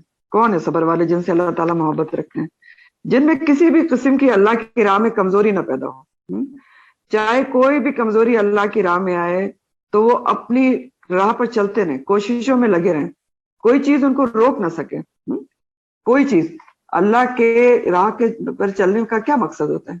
اللہ کے احکامات پر چلنا, اللہ کے دین پر عمل کرنا, اللہ کا دین سیکھنا سکھانا, اللہ کا دین پھیلانا, یہ سب کیا ہوتا ہے؟ اللہ کی راہ ہے نا, اس پر چلنا ہے. تو ان چیزوں کے راستے میں یہ عام سبق ہے, ہمارا سبق ہے. ان سب چیزوں کے راستے میں احکامات پر عمل کرنے میں, دین پر عمل کرنے میں, دین سیکھنے سکھانے میں 3 چیزیں نہیں ہونی چاہیے. کیا 3 چیزیں جو یہاں پر بتائی جا رہی ہیں؟ فما وہن نہیں ہونا چاہیے انسان کے اندر, دل کی کمزوری کو, ارادے کی کمزوری پیدا نہیں ہونا چاہیے, اور اسی طرح جو ہے نہ جسمانی کمزوری نہ استقامت. اب آپ دیکھیں کہ وہن کیا ہے؟ وما وہن, ارادہ کمزور پڑ جانا, ارادہ کمزور پڑ جانا, ڈی مورلائز ہو جانا کہ نہیں مجھ سے تو بڑا مشکل ہے, میں تو نہیں کر پاؤں گی, اور سمجھ میں نہیں آتا اور یاد نہیں ہوتا. تو یہ نہیں دکھانا. ارادہ ہی تو سب سے بڑی چیز ہے. ارادے مضبوط ہو تو ہر کام ہو جاتا ہے. پر یاد رکھیں نا, جب ہم نے ربانیین پڑھا تھا تو ہم نے تو وہاں پر ربانی بننے کا ارادہ کیا تھا نا کہ ہم ربانی بنیں گے. تو ربیون تو اللہ تعالیٰ کہہ رہے ہیں پھر ایسے ہوتے نہیں. اور وہن سستی کو بھی کہتے ہیں. تو سستی بھی نہیں کرنا چاہیے اللہ کے کاموں میں, کیونکہ بعض دفعہ ایسا ہوتا ہے کہ دوسرے ہماری راہ میں رکاوٹ نہیں بنتے بلکہ ہم خود سستی کرتے ہیں اللہ کے کام میں. کیسے؟ کہ ہم اپنی کوئی چیز قربان نہیں کرنا چاہتے. اللہ کا کام کر رہے ہیں یا دین سیکھ رہے ہیں یا سکھا رہے ہیں یا کوئی اور کام کر رہے ہیں, تو ہم دوسرے کیا, گھر والے کیا رکاوٹ, وہ تو کوئی نہیں کر رہے, لیکن ہم خود کیا کرتے ہیں کہ ہم کوئی اپنی چیز قربان نہیں کرنا چاہتے. نہ نیند قربان کرنا چاہتے ہیں, نہ آرام قربان کرنا چاہتے ہیں, نہ دنیا کی مصروفیات قربان کرنا چاہتے ہیں. تو پھر یہ بھی وہن میں آتا ہے. تو سیکھنے کی بہت زبردست بات یہ ہے جو دین پڑھنے اور پڑھانے والے ہیں کہ جب آپ نیک کام کر رہے ہو تو اس میں اپنے ٹائم میں سے وقت نکالیں, قربانی دیں, قربانی کی سطح میں آئے تاکہ کسی کو اعتراض نہ ہو اور کوئی آبجیکشن نہ کر سکے. اپنے ٹائم میں سے نکالیں, نہ سوئے نا دوپہر میں, قرآن کا کام کریں, کوئی مشکل کام نہیں ہے. تھوڑے دنوں میں عادت ہو جاتی ہے. رات کو تھوڑا لیٹ نائٹ بیٹھ کے کام کریں. اور وما ضعف, جسمانی کمزوری بھی نہیں دکھانی نیکی کے راستے میں, اس کو اوور کم کرنے کی کوشش کرنی ہے. لیکن تکلیفات ہر کسی کے ساتھ ہوتی ہیں. تکلیف کو لے کر بیٹھ جانا ایک چیز ہوتی ہے, تکلیف کو اوور کم کرنا, ہرانا ایک اور چیز ہوتی ہے. تو اس کو تکلیف کو اوور کم کرنا چاہیے جب اللہ کے لیے کوئی کام کر رہے ہیں, ڈٹرمنیشن کے ساتھ اس کو کہ نہیں یہ کوئی ایسی تکلیف نہیں, میں کر سکتا ہوں, تو کر لیتے ہیں ہم. جس کا ارادہ مضبوط ہو تو اللہ کی مدد آتی ہے. اور ومستکانو, دبنا نہیں, عاجز نہیں آنا, جمے رہنا, یہ بہت بڑی بات ہے. کسی قسم کی مخالفت آ جائے, کوئی رکاوٹ آ جائے تو گھبرا کے چھوڑ نہیں دینا ہوتا کام کو. یہ ومستکانو میں سبق ہے. تو جب یہ تینوں چیزیں کسی کے اندر آ جاتی ہیں نا, کون سی, کہ ارادہ اس کا مضبوط ہو جائے, وہن نکل جائے, جسمانی کمزوری پر وہ قابو پا لے, اور مشکل حالات میں دبے نہیں, عاجز نہ ہو, تو بس سمجھ لیں کہ وہ صابرین میں شامل ہو گیا, صابرین میں شامل ہو گیا. اور اللہ تعالیٰ صابرین سے محبت رکھتے ہیں. اچھا اب ایک بات یہ بھی ہے کہ اللہ تعالیٰ نے پیچھے بھی کہا تھا کہ اللہ تعالیٰ صابرین سے محبت رکھتے ہیں، محسنین سے محبت رکھتے ہیں. اب اللہ کی محبت کا پتہ کیسے چلتا ہے؟ تو کچھ پوائنٹس ہیں جس سے پتہ چلتا ہے. نمبر 1 تو آپ دیکھیں کہ انسان کے دل میں بہت زیادہ سکون پیدا ہو جاتا ہے، اطمینان پیدا ہو جاتا ہے. ٹھیک ہے، سکون اور اطمینان. اور وہ آپ کو بتاتا ہے کہ اللہ انشاءاللہ آپ سے محبت کرتے ہیں. بے چینیاں ختم ہو جاتی ہیں، ریلیکس رہتا ہے انسان. دوسری بہت بڑی پہچان یہ ہوتی ہے اللہ کی محبت کی کہ نماز میں لطف بڑھ جاتا ہے. نماز کا انتظار ہوتا ہے. برڈن مشکل نہیں لگتی، نہ بھولتا ہے انسان، وہ تو انتظار میں رہتا ہے. ایک پڑھ لی اس کو دوسری کا انتظار ہوتا ہے، دوسری کا ٹائم کب ہوگا. اور نماز کو دل لگا کے پڑھتا ہے. دل جو نماز ہے اس کی دل اور آنکھوں کی حقیقت میں ٹھنڈک بن جاتی ہے. اور اس کو یہ بات سمجھ میں آ جاتی کہ جو ٹائم میں نماز میں لگا رہی ہوں وہی تو کارآمد ہے، اللہ سے ملاقات ہے. پھر تیسرا پوائنٹ کیا ہوتا ہے، کیسے پتہ چلتا ہے اللہ کی محبت کا؟ اللہ تعالیٰ دوسروں کے دلوں میں جس شخص سے محبت کرتے ہیں نا اس کی محبت ڈال دیتے ہیں. اور یہ تو حدیث سے ثابت ہے نا، وہ بہت ہی خوبصورت ترین حدیث ہے نا جبرائیل علیہ السلام کی جو ہے کہ حدیث کا مفہوم یہ ہے کہ اللہ سبحانہ تعالیٰ جب کسی بندے سے محبت کرتے ہیں تو جبرائیل علیہ السلام کو بلاتے ہیں اور کہتے ہیں دیکھو جبرائیل میں فلاں بندے سے محبت کرتا ہوں، تم بھی اس سے محبت کرو. تو جبرائیل علیہ السلام بھی محبت کرنے لگتے ہیں. پھر جبرائیل علیہ السلام پورے آسمان میں منادی کرتے ہیں کہ اللہ تعالیٰ اس سے محبت کرتے ہیں، اہل آسمان تم بھی محبت کرو. اور پھر اس کے بعد اس شخص کی محبت زمین والوں میں اتار دی جاتی ہے اور زمین والے بھی اس سے محبت کرتے ہیں. تو جب زمین والے ریالٹی میں آپ سے محبت کرنے لگے تو سمجھ لیں کہ اللہ تعالیٰ آپ سے محبت کرتے ہیں. تو بہرحال جو صبر اور استقامت سے اللہ کی راہ میں جڑا رہے نا، جو دین پڑھنے پڑھانے میں، دین سیکھنے سکھانے میں، دین پر چلنے میں استقامت سے جمع رہے، اس سے اللہ تعالیٰ محبت کرتے ہیں. ان کو صابرین یہاں پر کہا جا رہا ہے، واللہ یحب الصابرین. پھر آگے اللہ تعالیٰ فرماتے ہیں وما کان قولہم، اور نہیں تھی بات ان کی. کن کی بات؟ ربیون کا ہی ذکر ہو رہا ہے، اللہ والوں کا. ٹھیک ہے، جنہوں نے اپنے نبی کے ساتھ مل کر اللہ کی راہ میں جنگ کی اور کوئی کمزوری نہیں دکھائی. تو ان کی دعا کا ذکر کیا جا رہا ہے کہ وما کان قولہم، اور نہیں تھی بات ان کی، دعا ان کی. قولہم کا مطلب ہے کہ دعا ان کی. کس کی دعا کا ذکر کیا جا رہا ہے؟ اللہ کے دیوانے، اللہ کو ماننے جاننے والوں کی، ربیون کی دعا. ان کی دعا کا ذکر کیا جا رہا ہے جن کا بھروسہ صرف سامان جنگ یا اپنی صلاحیتوں پر نہیں ہوتا بلکہ ان کا توکل اور بھروسہ اللہ پر ہوتا ہے. ان کی بات کا ذکر کیا جا رہا ہے. اور وما کان قولہم، سب سے پہلے ان کی بات کا ذکر اللہ تعالیٰ کہہ رہے ہیں کہ ان کی بات، ان کی دعا یہ ہوتی ہے. تو اصل میں دیکھیں جو بات ہوتی ہے نا، جو دعا ہوتی ہے آپ کی، وہ انسان کی پوری سوچ کی عکاس ہوتی ہے. کیسے؟ آپ ہر کوئی ہم میں سے اپنی دعا کے ذریعے اپنے آپ کو جج کر سکتا ہے کہ وہ ثواب دنیا چاہتا ہے زیادہ، وہ ثواب الآخرت چاہتا ہے. کیسے؟ کہ پرائرٹی پہ دعا ہم کیا مانگتے ہیں، دنیا کی دعائیں ہوتی ہیں یا آخرت کی ہوتی ہیں. تو بہرحال جو ربیون ہوتے ہیں ان کی دعا جو ہے وہ اس طرح کی ہوتی ہے کہ وہ سب سے پہلے آخرت کو مانگتے ہیں. کیا کہتے ہیں وہ؟ وما قولہم الا ان قالوا، نہیں ہوتی ان کی بات مگر یہ کہ وہ کہتے ہیں ربنا، اے ہمارے رب، ربنا اغفر لنا ذنوبنا، اے ہمارے رب بخش دے ہمارے واسطے ہمارے گناہوں کو. پہلی دعا کیا ہے کہ اے رب ہمارے گناہوں کو بخش دے. اب یہ کس کی دعا ہے؟ ربیون، اللہ والے، اللہ سے جڑے ہوئے لوگ جنہوں نے نہ وہاں دکھایا نہ دوست نہ استقامت، پھر بھی کیا کر رہے ہیں؟ اپنے گناہوں کی معافی مانگ رہے ہیں اللہ تعالیٰ سے. کیوں مانگ رہے ہیں؟ کیونکہ وہ جانتے ہیں کہ انسان ہونے کے ناطے ان سے غلطی ہو سکتی ہے تو معافی مانگ لے. دوسری بات یہ ہے کہ وہ یہ جانتے ہیں کہ عام طور پر عمومی طور پر انسان پر کوئی رنج اور تکلیف کس وجہ سے آتی ہے؟ اس کے اپنی کسی کمائی کی وجہ سے آ سکتی ہے. تو اللہ سے جڑ کر معافی مانگ رہے ہیں کہ یا اللہ ہم سے اگر کوئی غلطی ہو گئی ہے تو ہم سے کوئی گناہ ہو گیا ہے تو ہمیں معاف کر دے، اس کی وجہ سے ہماری مدد نہ روک.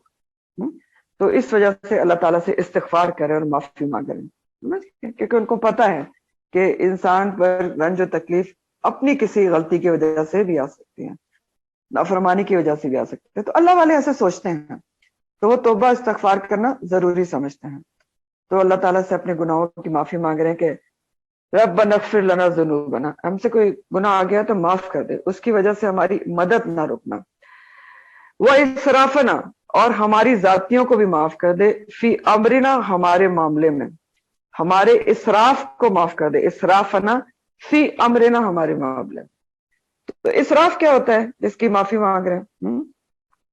اسراف کہتے ہیں کسی کام میں حد اعتدال سے آگے بڑھنا، حد اعتدال سے کسی کام میں آگے بڑھ جانا، یعنی کوئی کام کرتے وقت حدود کا، لمیٹیشنز کا خیال نہیں رکھنا، یہ اسراف ہوتا ہے۔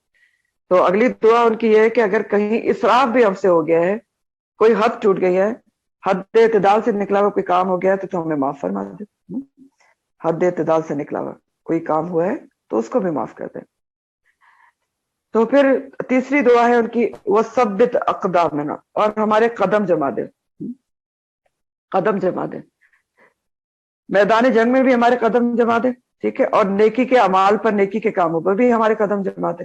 تو نیک کاموں کی توفیق مانگ رہے ہیں کہ ہم جم کر ہمیشہ نیک کام کرتے رہیں، بیچ میں نہ چھوڑ دیں۔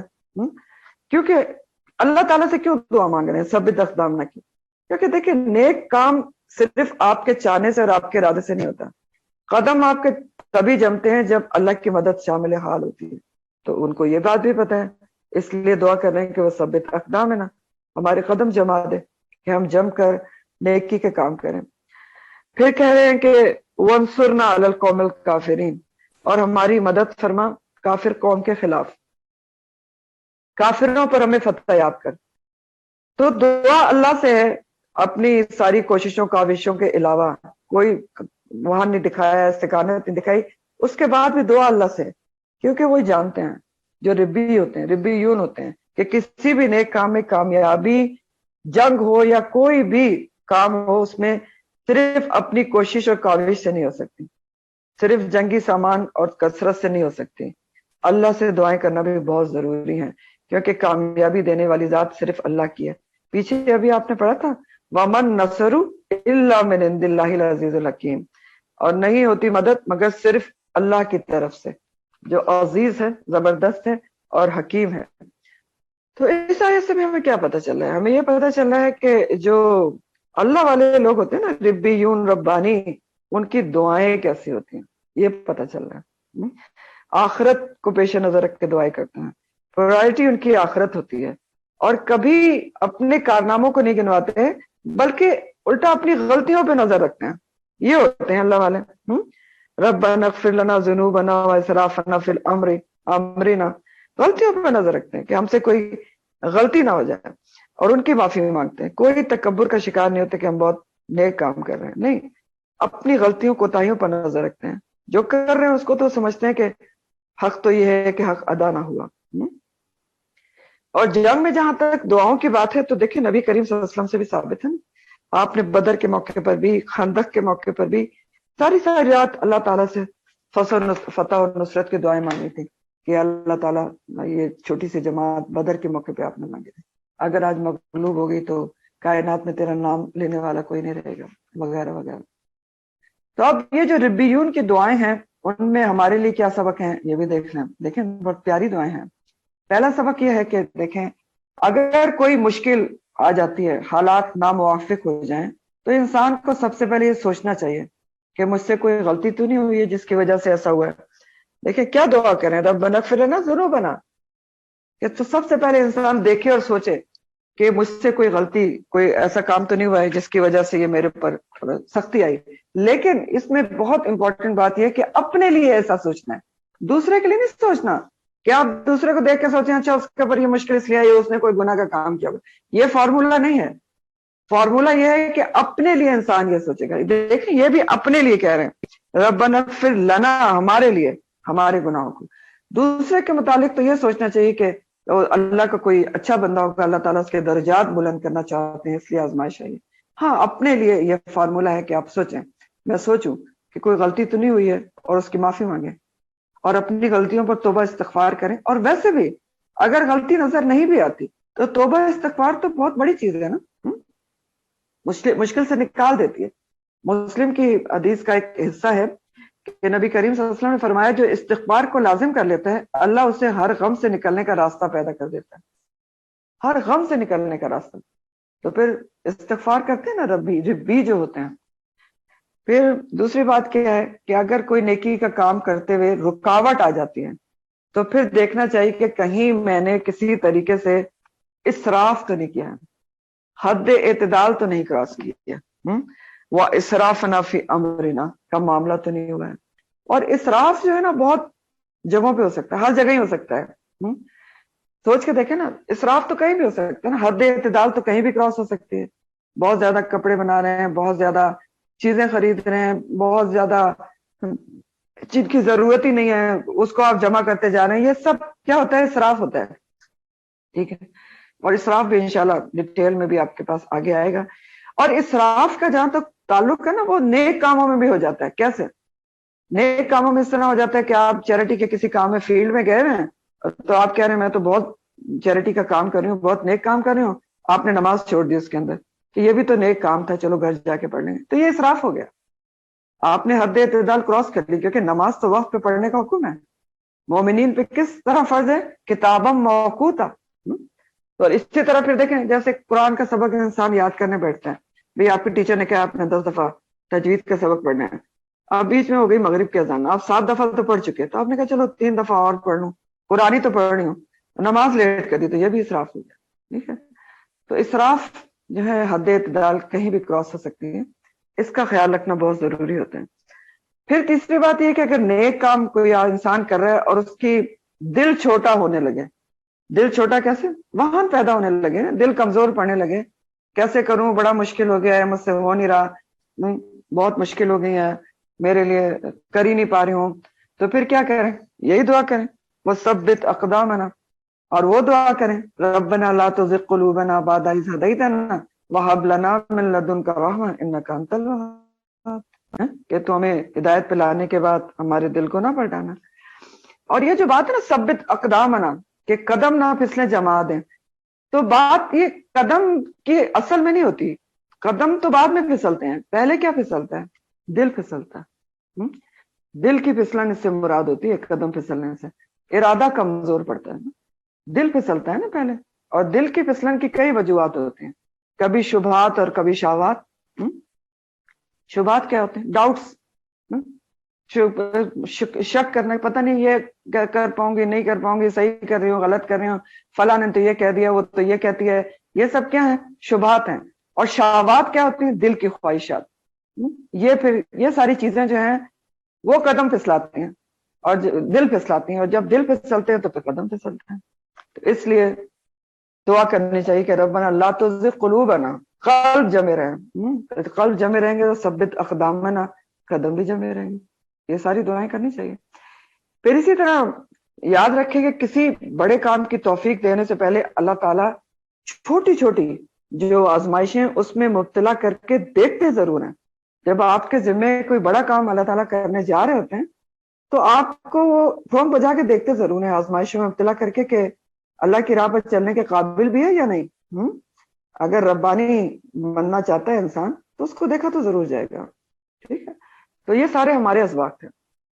آگے اللہ تعالیٰ فرماتے ہیں کہ ربیون کی دعا کا ذکر تھا نا, کہ جو رب والے ہوتے ہیں وہ ایسے دعا کرتے ہیں جو آپ نے ابھی پڑھی. تو اللہ تعالیٰ فرماتے ہیں کہ ان کی دعا کیسے قبول کی میں نے, فَآتَاهُمُ اللَّهُ, تو عطا کیا ان کو اللہ تعالیٰ نے ثواب الدنیا, دنیا کا بدلہ, وحسن ثواب الآخرہ, اور بہت اچھا دیا بدلہ آخرت کا بھی. اللہ تعالیٰ نے کیا کیا, ان کی ربیون کی ایسے لوگوں کی دعا اللہ تعالیٰ کیسے قبول کرتے ہیں کہ اللہ تعالیٰ کہہ رہے ہیں کہ میں پھر ان کو دنیا کا بدلہ بھی دیتا ہوں.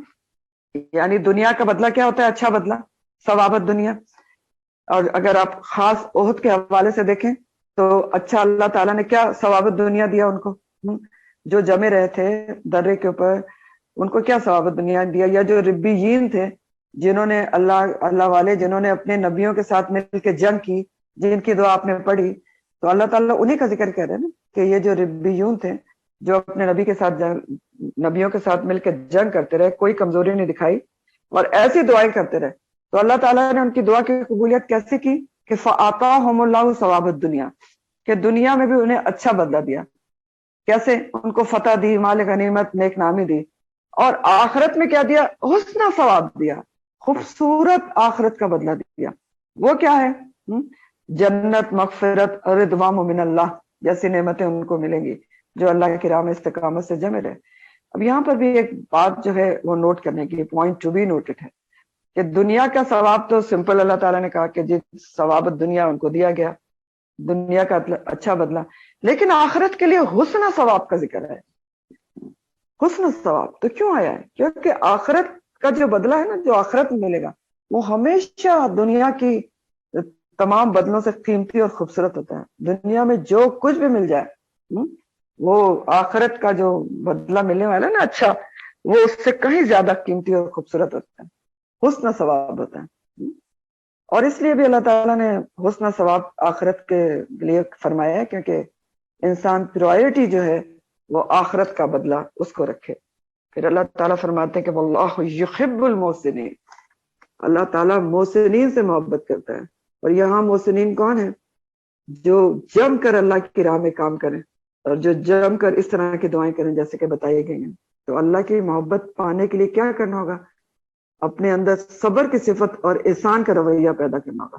دونوں آئے نا، واللہ یحب الصابرین اور واللہ یحب المحسنین. تو اللہ کی محبت ہمیں سے کون نہیں چاہتا؟ ہے کوئی ایسا؟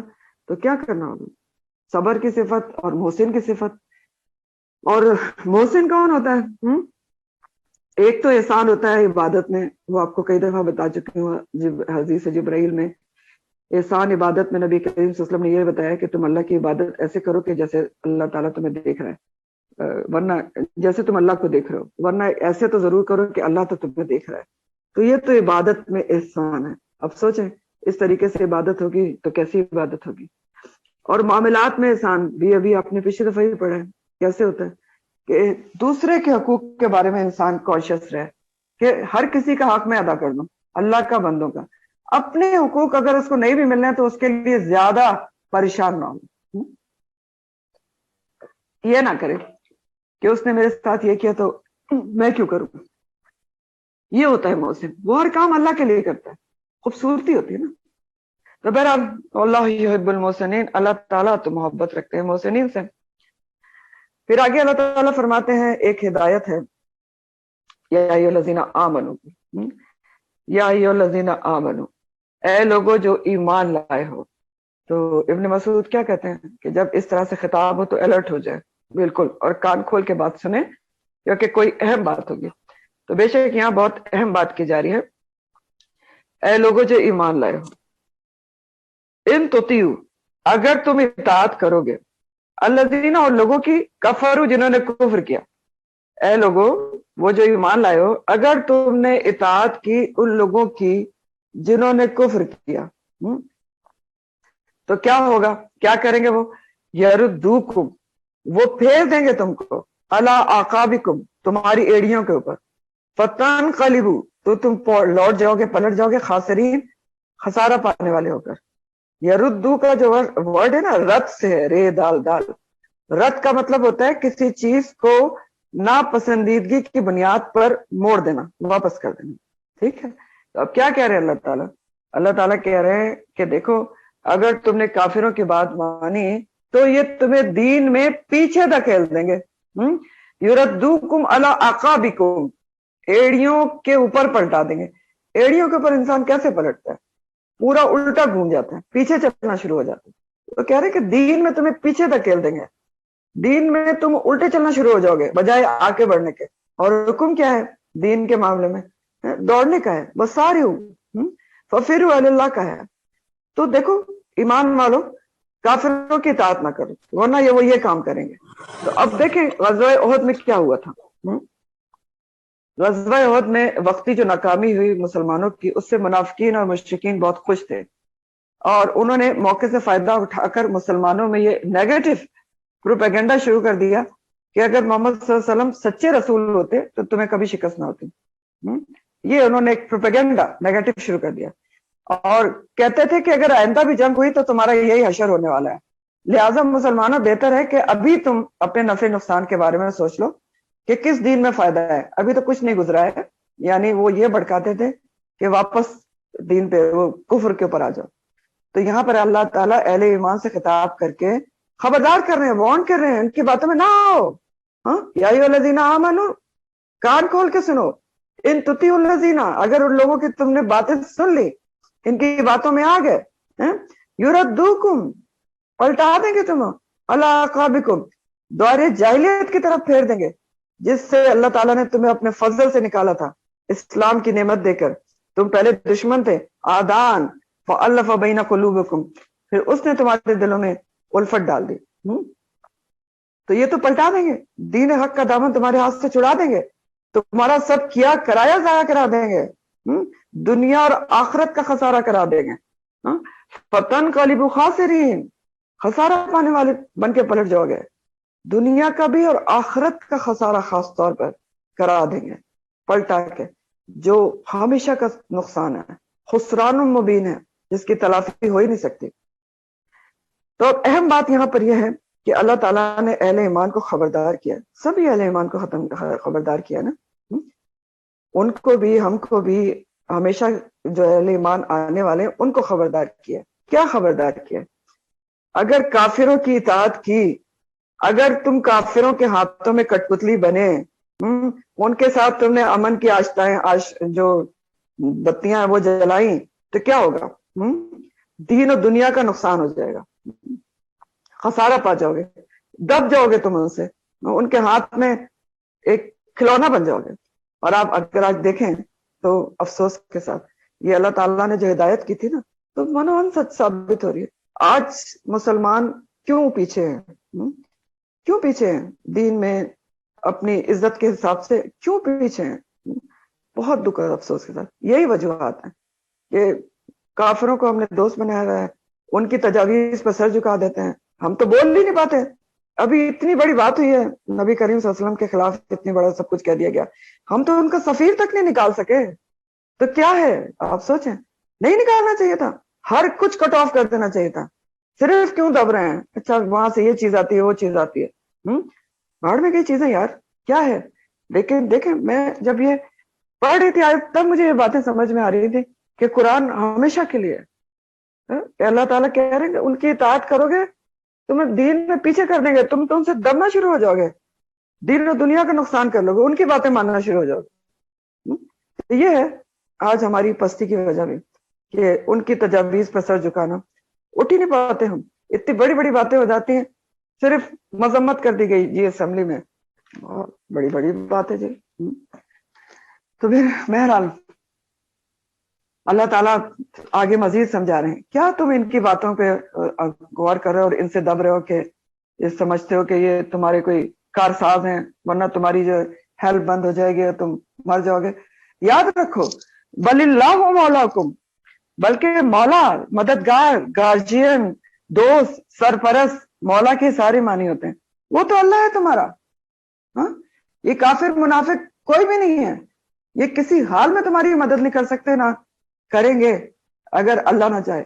یہ بات اللہ کے مقابلے میں یہ تمہاری مدد کر ہی نہیں سکتے. تو یہ یاد رکھو کہ تمہارا مولا کون ہے، سرپرست، تمہارا خیر خواہ، تمہارا مددگار اللہ ہے. یہ بات یاد رکھو. کوئی کافر، کوئی منافق، کوئی اور قوم، کوئی تمہاری مددگار نہیں ہے. مسلمانوں یہ یاد رکھو کہ تمہارا مولا کون ہے، تمہارا مولا اللہ ہے. بل اللہ مولاکم وہو خیر الناصرین، اور وہ بہترین ہے مددگاروں میں سے. تو اللہ پر بھروسہ رکھو نا، اور ثابت قدم رہو. اللہ پر بھروسہ رکھ کے اپنے دین پر جمے رہو، اپنے اصولوں پر جمے رہو، اور وقتی مخالفتوں کی پرواہ نہ کرو، دوسروں پر انحصار نہ کرو. اور اس میں بھی دیکھیں بل اللہ مولاکم وہو خیر الناصرین میں آج کے مسلمان کے لیے کتنا بڑا سبق ہے کہ دوسروں کو مددگار سمجھ کے ان سے استقامت نہ دکھاؤ، دبا نہ جائے. ایمان کا تقاضا یہ ہے کہ یہ یاد رکھو بل اللہ مولاکم وہو خیر الناصرین. تو ان سے دبنے کی ضرورت نہیں ہے. پھر اگین بہت بڑا سبق ہے اگر ہم سوچیں کہ اپنے زور بازو پہ بھروسہ کرو اور اللہ پہ بھروسہ کرو، اپنے بلبوتے پر کوشش اور محنت کی جائے اور پھر بھروسہ اللہ پہ کرے. یہ تو ہے کہیں پر نہیں. تو پتہ نہیں پہلے جو ہم بناتے ہوئے تھے وہ بھی بند کر دیا، پتہ نہیں کس پر بھروسہ ہے کس پر نہیں ہے. बहरहाल आगे अल्लाह ताला फरमाते सनुल्की फी कुलूबिल लज़ीना रुअबा, अन करीब हम डाल देंगे दिलों में उन लोगों के जिन्होंने कुफ्र किया, और रोब डाल देंगे। रोब के मानी होते हैं डर, खौफ, दहशत, धाक। तो अल्लाह ताला कह रहे हैं, जैसे अल्लाह ताला ने पहले कहा मुसलमानों को एक जगाया कि देखो तुम्हारा जो है ना ये जो काफिरों की तुमने बात मानी तो ये तो तुम्हारा नुकसान करा देंगे, तुम जरा होश में हो, याद रखो कि मौला तुम्हारा सरपरस्त दोस्त मददगार तो अल्लाह है, और वो हुआ खैरुन नासिरीन है, वो सबसे बड़ा है मदद करने वाला, बेहतरीन है। तो अल्लाह ताला उसी के सबूत में ये के तौर पर अल्लाह ताला का ये फरमाना है कि देखो सबसे बड़ा मददगार तो अल्लाह है, तो वो क्या करेगा तुम्हारे साथ। सनुल्की, अन करीब हम डाल देंगे। सनुल्की का जो वर्ड है ना, सीन उसमें जो है अन करीब के लिए, नून हम के लिए, और लकी से वर्ड है, लकी और इल्का का मतलब होता है डालना, इल्का। तो अल्लाह ताला कह रहे हैं कि देखो मदद तो मैं ही करूंगा, मैं तुम्हारा मौला हूं। अन करीब काफिरों के दिलों में, जिन्होंने कुफ्र किया उनके दिलों में रोब डाल देंगे। किसका? मुसलमानों का। मुसलमानों की दहशत और उनकी हैबत और धाक, खौफ उनके दिलों पर बिठा देंगे। और ऐसा ही हुआ कि आप देखें कि जब जंग ओहद खत्म हुई तो नबी करीम सल्लल्लाहु अलैहि वसल्लम अपने सहाबा के हमरा उसी घाटी पर चढ़ गए जहां पर पहले पड़ाव डाला था। अब फिर क्या हुआ कि अबू सुफियान अपने लश्कर के साथ वापस रवाना हो गया। अब ये भी तो हो सकता था ना कि वो पीछे घाटी पर चढ़ने की कोशिश करता, तो नहीं, बस पता नहीं अल्लाह ने उसके दिल में रोब डाला, ऊपर से मुसलमान पत्थर फेंक रहे थे, बस वो खौफजदा होकर वापस पलट गया। फिर क्या हुआ कि इस मौके पर जब अबू सुफियान वापस जा रहा था लश्कर लेके, नबी करीम सल्लल्लाहु अलैहि वसल्लम ने महसूस किया कि कहीं ऐसा ना हो कि अबू सुफियान यहाँ से निकलकर मदीना का रुख कर ले। और मदीना में क्या था, सिर्फ मुसलमानों के बीवी बच्चे अकेले थे। तो आप सल्लल्लाहु अलैहि वसल्लम ने सहाबा को उसके ताक़ुब का हुक्म दिया कि इसका ताक़ुब किया जाए, जो जब वो वापस मक्का जा रहा था। और हुक्म की तामील में जख्म खुर्दा और गमजदा मुसलमानों में से 70 लोगों की एक जमात तैयार होकर फिर अबू सुफियान के पीछे रवाना हो गई, और वहां मदीना से 8 मील दूर पहुंचकर हमरुल असद के मकाम पर पड़ाव डाला। आपने सीरत में पढ़ा था गज़वा ओहद के बाद गज़वा हमरुल असद के बारे में, उसी का जिक्र है। अभी ओहद खत्म हुई है, रात हो गई, जख्मों से चूर चूर है मुसलमान, गम से भी चूर हैं, रूहानी जिस्मानी सब तकलीफ हैं। लेकिन नबी हुक्म देते हैं सल्लल्लाहु अलैहि वसल्लम कि जाओ उनके पीछे, फिर 70 साहबा उठ के खड़े हो जाते हैं। यह है इताअत। तो ये जाके जो 70 साहबा की जमात जाती है अबू सुफियान के पीछे के कहीं मदीना की तरफ न चला जाए, तो ये मदीना से 8 मील दूर पहुंचकर हमराउल असद के मुकाम पर पड़ाव डालते हैं। उधर अबू सुफियान के साथ यही होता है कि उसका लश्कर जब मदीना से 36 मील दूर रोहा के मुकाम पर रुकता है, तो फिर उसको ख्याल आता है कि ये मैंने क्या किया कि मैं मदीना में पलटने के बजाय वापस आ गया। तो फिर वो प्लानिंग करता है कि मैं पलट के मदीना पे हमला करता हूँ। तो इन हालात में अल्लाह ताला ने मुसलमानों की मदद कैसे की और कैसे रोक डाला। कबीले खजा का एक रईस था, खजा का, जिसका नाम था माबत बिन मुईद था। तो ये कबीला खजा जो है ये अभी मुसलमान नहीं हुआ था, लेकिन मुसलमानों का खैरख्वाह कबीला था। ठीक है, मुसलमानों का खैरख्वाह थे। आपने पहले भी पढ़ा है कि इनका जो है मुसलमानों के साथ मुआहदा भी था। तो माबत अभी मुसलमान नहीं हुआ था, लेकिन खैरख्वाह था, हलीफ था। तो मुसलमानों की शिकस्त का सुनकर ये रईस मुआबत जो है वो नबी करीम सल्लल्लाहु अलैहि वसल्लम के पास आया, हाजिर हुआ दिलजोई के लिए। तो उससे मिलकर आपने फरमाया, मुआबत से कहा कि जाओ अबू सुफियान से मिलो और उसकी हौसला शिकनी करो, डिस्करेज करो उसको कि वो मदीना ना जाए।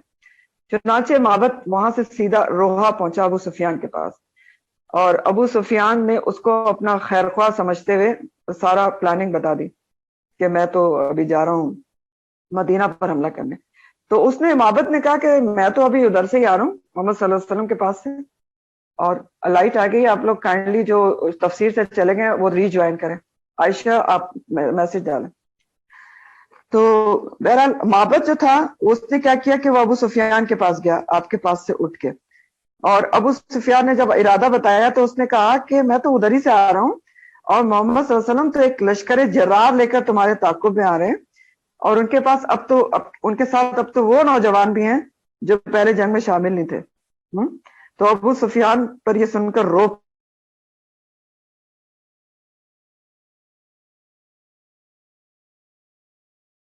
मैम आपकी आवाज नहीं आ रही। آپ لوگ پلیز ویٹ کر لیں اور ریکنیکٹ ہو رہا ہوگا.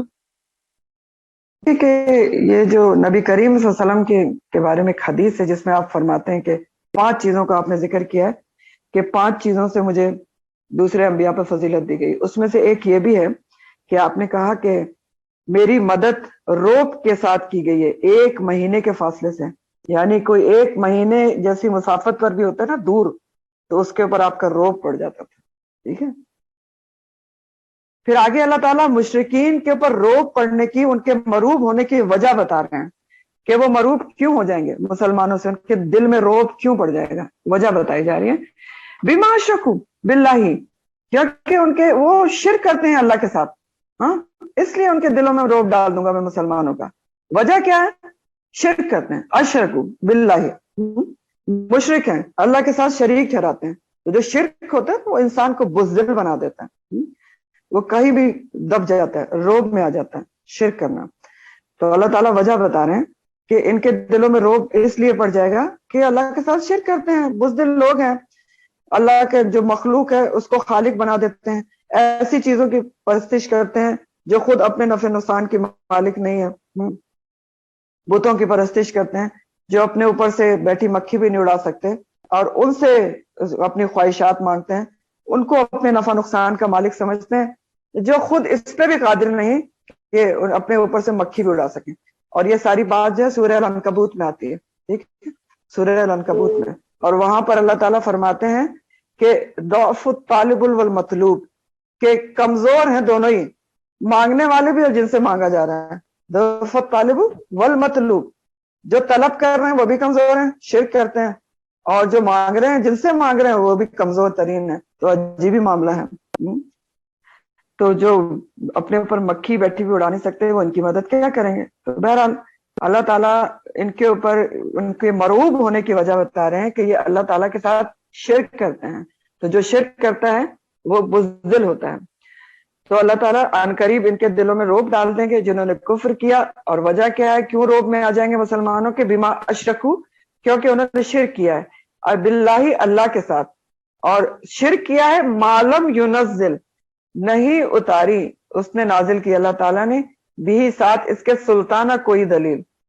شرک کرتے ہیں جس کی اللہ تعالیٰ نے کوئی دلیل نہیں اتاری, بغیر دلیل کے بس اپنی طرف سے شرک ایجاد کر لیا اور کیے چلے جاتے ہیں. سلطان کس کو کہتے ہیں؟ سلطان جو ہے نا قطعی دلیل کو کہتے ہیں. سلطانہ وہ دلیل ہے جو وحی الہی سے ثابت ہو, ٹھیک ہے, اس کو سلطان کہتے ہیں. تو اللہ تعالیٰ کہہ رہے ہیں اس لیے ان کے دلوں میں روب پڑ جائے گا, یہ فوراً بزدل ہیں, روب میں آ جائیں گے مسلمانوں کے. کیا کیا تو شریک کرتے ہیں, شریک ٹھہراتے ہیں اللہ کا, تو اس لیے کمزور لوگ ہیں, اور بلا دلیل کے شرک کرتے ہیں.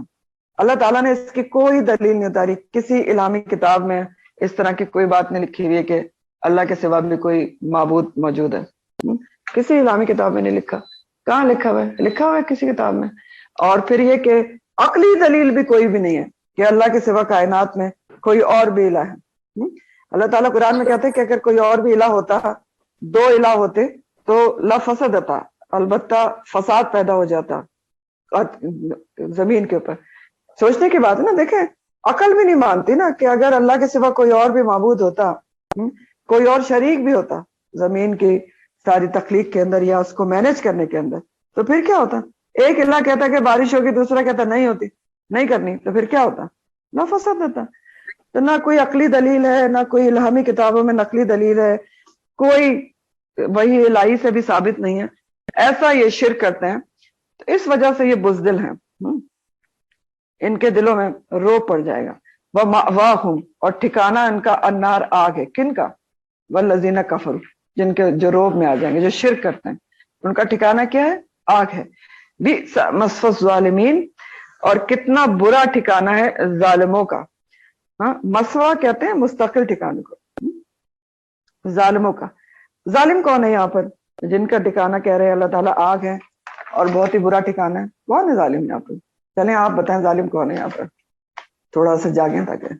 جی ظالم کون ہے یہاں؟ میم شرک کرنے والے.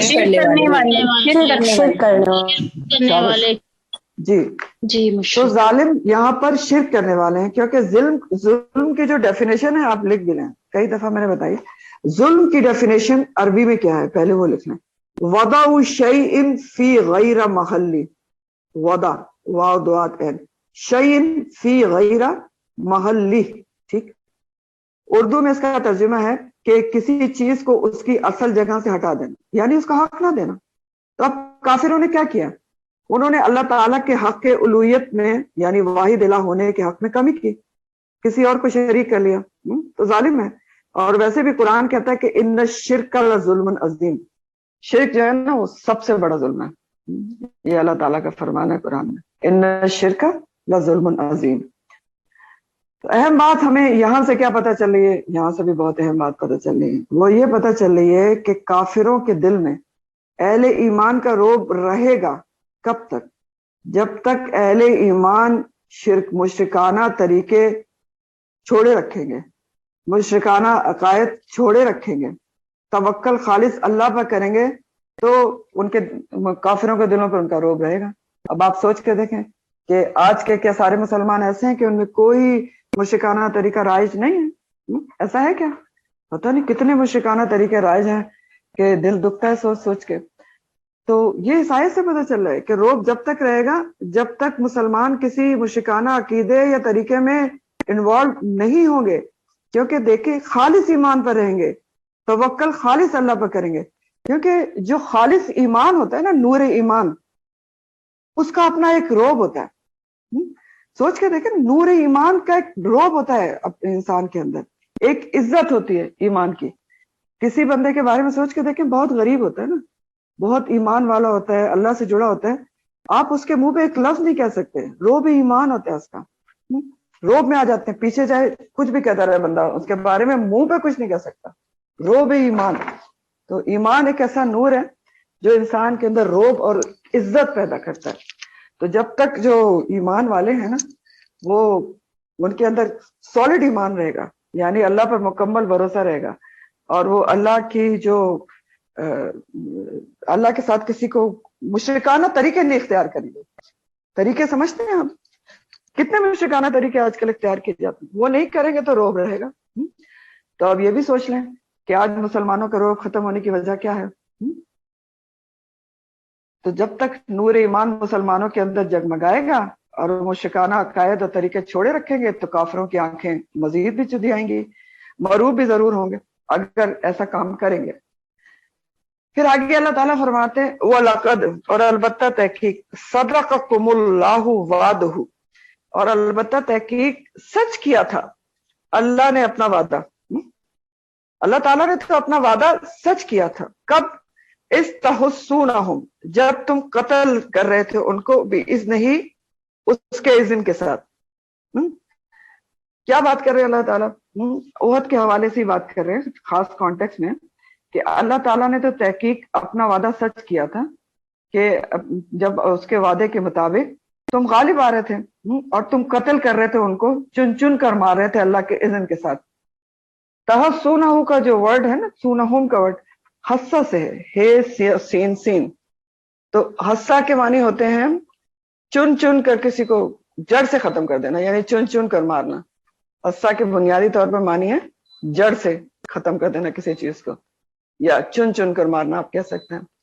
تو اللہ تعالیٰ کہہ رہے ہیں کہ وہ وقت یاد کرو، اللہ نے تو اپنا وعدہ پورا کیا تھا. کیا وعدہ؟ کہ وہ ایمان والوں کو غلبہ دیتا ہے.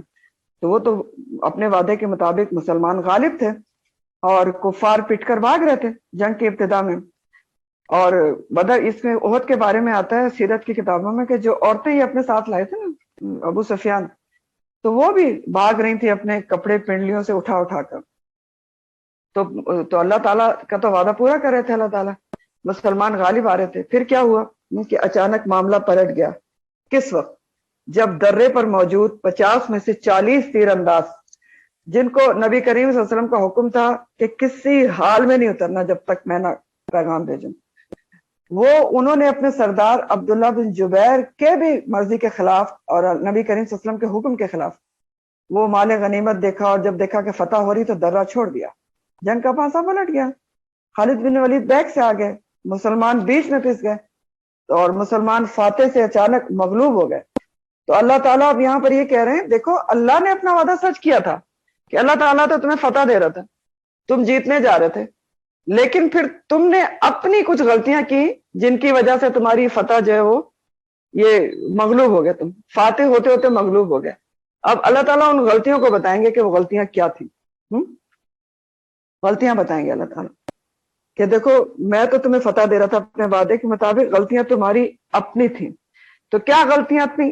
حتی اذا فشلتم, یہاں تک کہ جب ہمت ہار دی تم نے, بزدلی دکھائی تم نے. یہ وہی ہے فشلا تفشلا والا. تو بزدلی دکھائی تم نے, ہمت ہار دی کیسے کہ تم تو سوچنے لگے کہ اب لڑنے سے کیا فائدہ, اور ابو سفیان سے پناہ لے لیتے ہیں اور واپس پلٹ جاتے ہیں. اور ایک اور معنی اس کا یہ بھی ہے کہ بزدلی دکھائی تم نے, فشل تم ارادے کی کمزوری دکھائی تم نے. فشلہ کے معنی کم ہمتی بھی ہوتے ہیں نا, ارادے کی کمزوری. تو تم نے ارادے کی کمزوری دکھائی کیسے کہ 50 تیر اندازوں کو نبی کریم کا جو حکم تھا کہ اترنا نہیں, وہ کمانڈر کے منع کرنے کے باوجود 40 نے ارادے کی کمزوری دکھاتے ہوئے, رائے کی کمزوری دکھاتے ہوئے درے سے نیچے اترے. تو اللہ تعالیٰ بتا رہے ہیں کہ اللہ تو وعدہ پورا کر رہا تھا, تمہاری کیا غلطیاں تھیں. حتی فشل تمہارا تو ارادہ کمزور پڑ گیا, 40 تم میں سے اتر آئے حکم کے سے اگینسٹ. وَتَنَازَعْتُمْ فِي الْأَمْرِ, دوسری غلطی, اور جھگڑا کیا تم نے, تنازع کیا آپس میں, فی الامر معاملے کے معاملے. تنازع کا لفظ نزاع سے ہے, نزاع کے مطلب ہوتے ہیں کھینچنا, کھینچ کر نکالنا, اور تنازع کے مطلب ہوتے ہیں باہم جھگڑا کرنا. تو دوسری غلطی اللہ تعالیٰ بتا رہے ہیں وَتَنَازَعْتُمْ فِي الْأَمْرِ, معاملے میں تم نے آپس میں جھگڑا کیا. کس معاملے میں جھگڑا کیا؟ اسی معاملے میں اختلاف کیا کہ عبداللہ بن جبیر کہہ رہے تھے اور ان کے 10 ساتھی کے نہیں اترنا چاہیے. ہاں, اسی بات پر بحث اور تنازع ہوا تھا نا کہ درے پر ٹھہرے. ابھی نبی کریم صلی اللہ علیہ وسلم کا حکم نہیں آیا, لیکن جو 40 تھے انہوں نے کہا کہ جنگ تو ختم ہو چکی, جیتی جا چکی, تو اب کیا حکم ماننا ضروری نہیں ہے. تو وہ اتر کے صرف 10 باقی رہے اور ان کو گھیر لیا گیا. تو اللہ تعالیٰ کہہ رہے ہیں یہ آپ کی اپنی غلطی تھی. وَتَنَازَعْتُمْ فِي الْأَمْرِ وَعَصَيْتُمْ, اور تم نے نافرمانی کی, کمانڈر کی نافرمانی کی, رسول اللہ صلی اللہ علیہ وسلم کے حکم کی نافرمانی کی اور اپنی جگہ چھوڑ دی. تو اس وجہ سے مغلوب ہو گئے. اور مغلوب کس کے بعد ہو گئے؟ یہ ساری چیزیں جو ہیں, کمزوری دکھائی تم نے, آپس میں تم نے تنازع کیا معاملے کے بارے میں, اور نافرمانی کی, یہ سب چیزیں کس کے بعد کی, کیا دیکھ کر کی؟ من بعد ما اراکم, اس کے بعد جو اس نے دکھا دیا تم کو, ما تحبون, جس سے تم محبت رکھتے تھے. وہ کیا تھا جو تم کو دکھا دیا گیا جس سے تم محبت رکھتے تھے, تو تم نے یہ ساری غلطیاں کر دی. وہ کیا چیز تھی جس سے تم محبت مال رکھتے غنیمت تھے؟ میم. جی, مال غنیمت. اور فتح کو بھی کہا گیا نا, فتح بھی تو ہو رہی تھی نا, اس سے بھی محبت رکھتے تھے. پوری نیگیٹو بات نہیں ہے, مال غنیمت بھی اور فتح بھی. تو یہ چیزیں دونوں جب تم کو دکھا دی گئی تو تم نے یہ ساری چیزیں کی. فشل تم بھی, تم نے ارادے کی, رائے کی کمزوری دکھائی, پھر تنازع کیا تم نے فی الامر معاملے میں, پھر تم نے نافرمانی کی من بعد ما اراکم ما تحبون. ٹھیک ہے, جو تم کو دکھا دیا گیا وہ چیز جس سے تم محبت رکھتے, تم نے اپنی جگہ چھوڑ دی اور مغلوب ہو گئے. وجوہات بتا رہے ہیں اللہ تعالیٰ کہ میں تو تمہاری مدد کر رہا تھا اپنے وعدے کے مطابق, غلطیاں آپ کی اپنی تھیں. اگلی وجہ اللہ تعالیٰ بتا رہے ہیں منکم من یرید الدنیا ومنکم من یرید الآخرہ. پھر یہ بھی تو تھا نا کہ تم میں سے کوئی چاہتا تھا اللہ کی دنیا کا بدلہ اور کوئی چاہتا تھا آخرت کا بدلہ. یہ بھی ایک وجہ تھی جس کی وجہ سے یہ سب کچھ ہوا.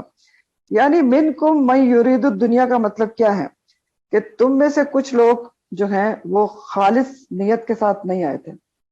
وہ تو صرف ان کی نیت خالص نہیں تھی, وہ صرف دنیا کا فائدہ چاہتے تھے. میں نے آپ کو بتایا نا کہ ابھی احد میں جو ہے سب خالص ایمان والے نہیں تھے, تو وہ اللہ کی خاطر خاص طور پہ نہیں آئے تھے, مال غنیمت کی خاطر بھی آئے تھے جنگ میں حصہ لینے کے لیے.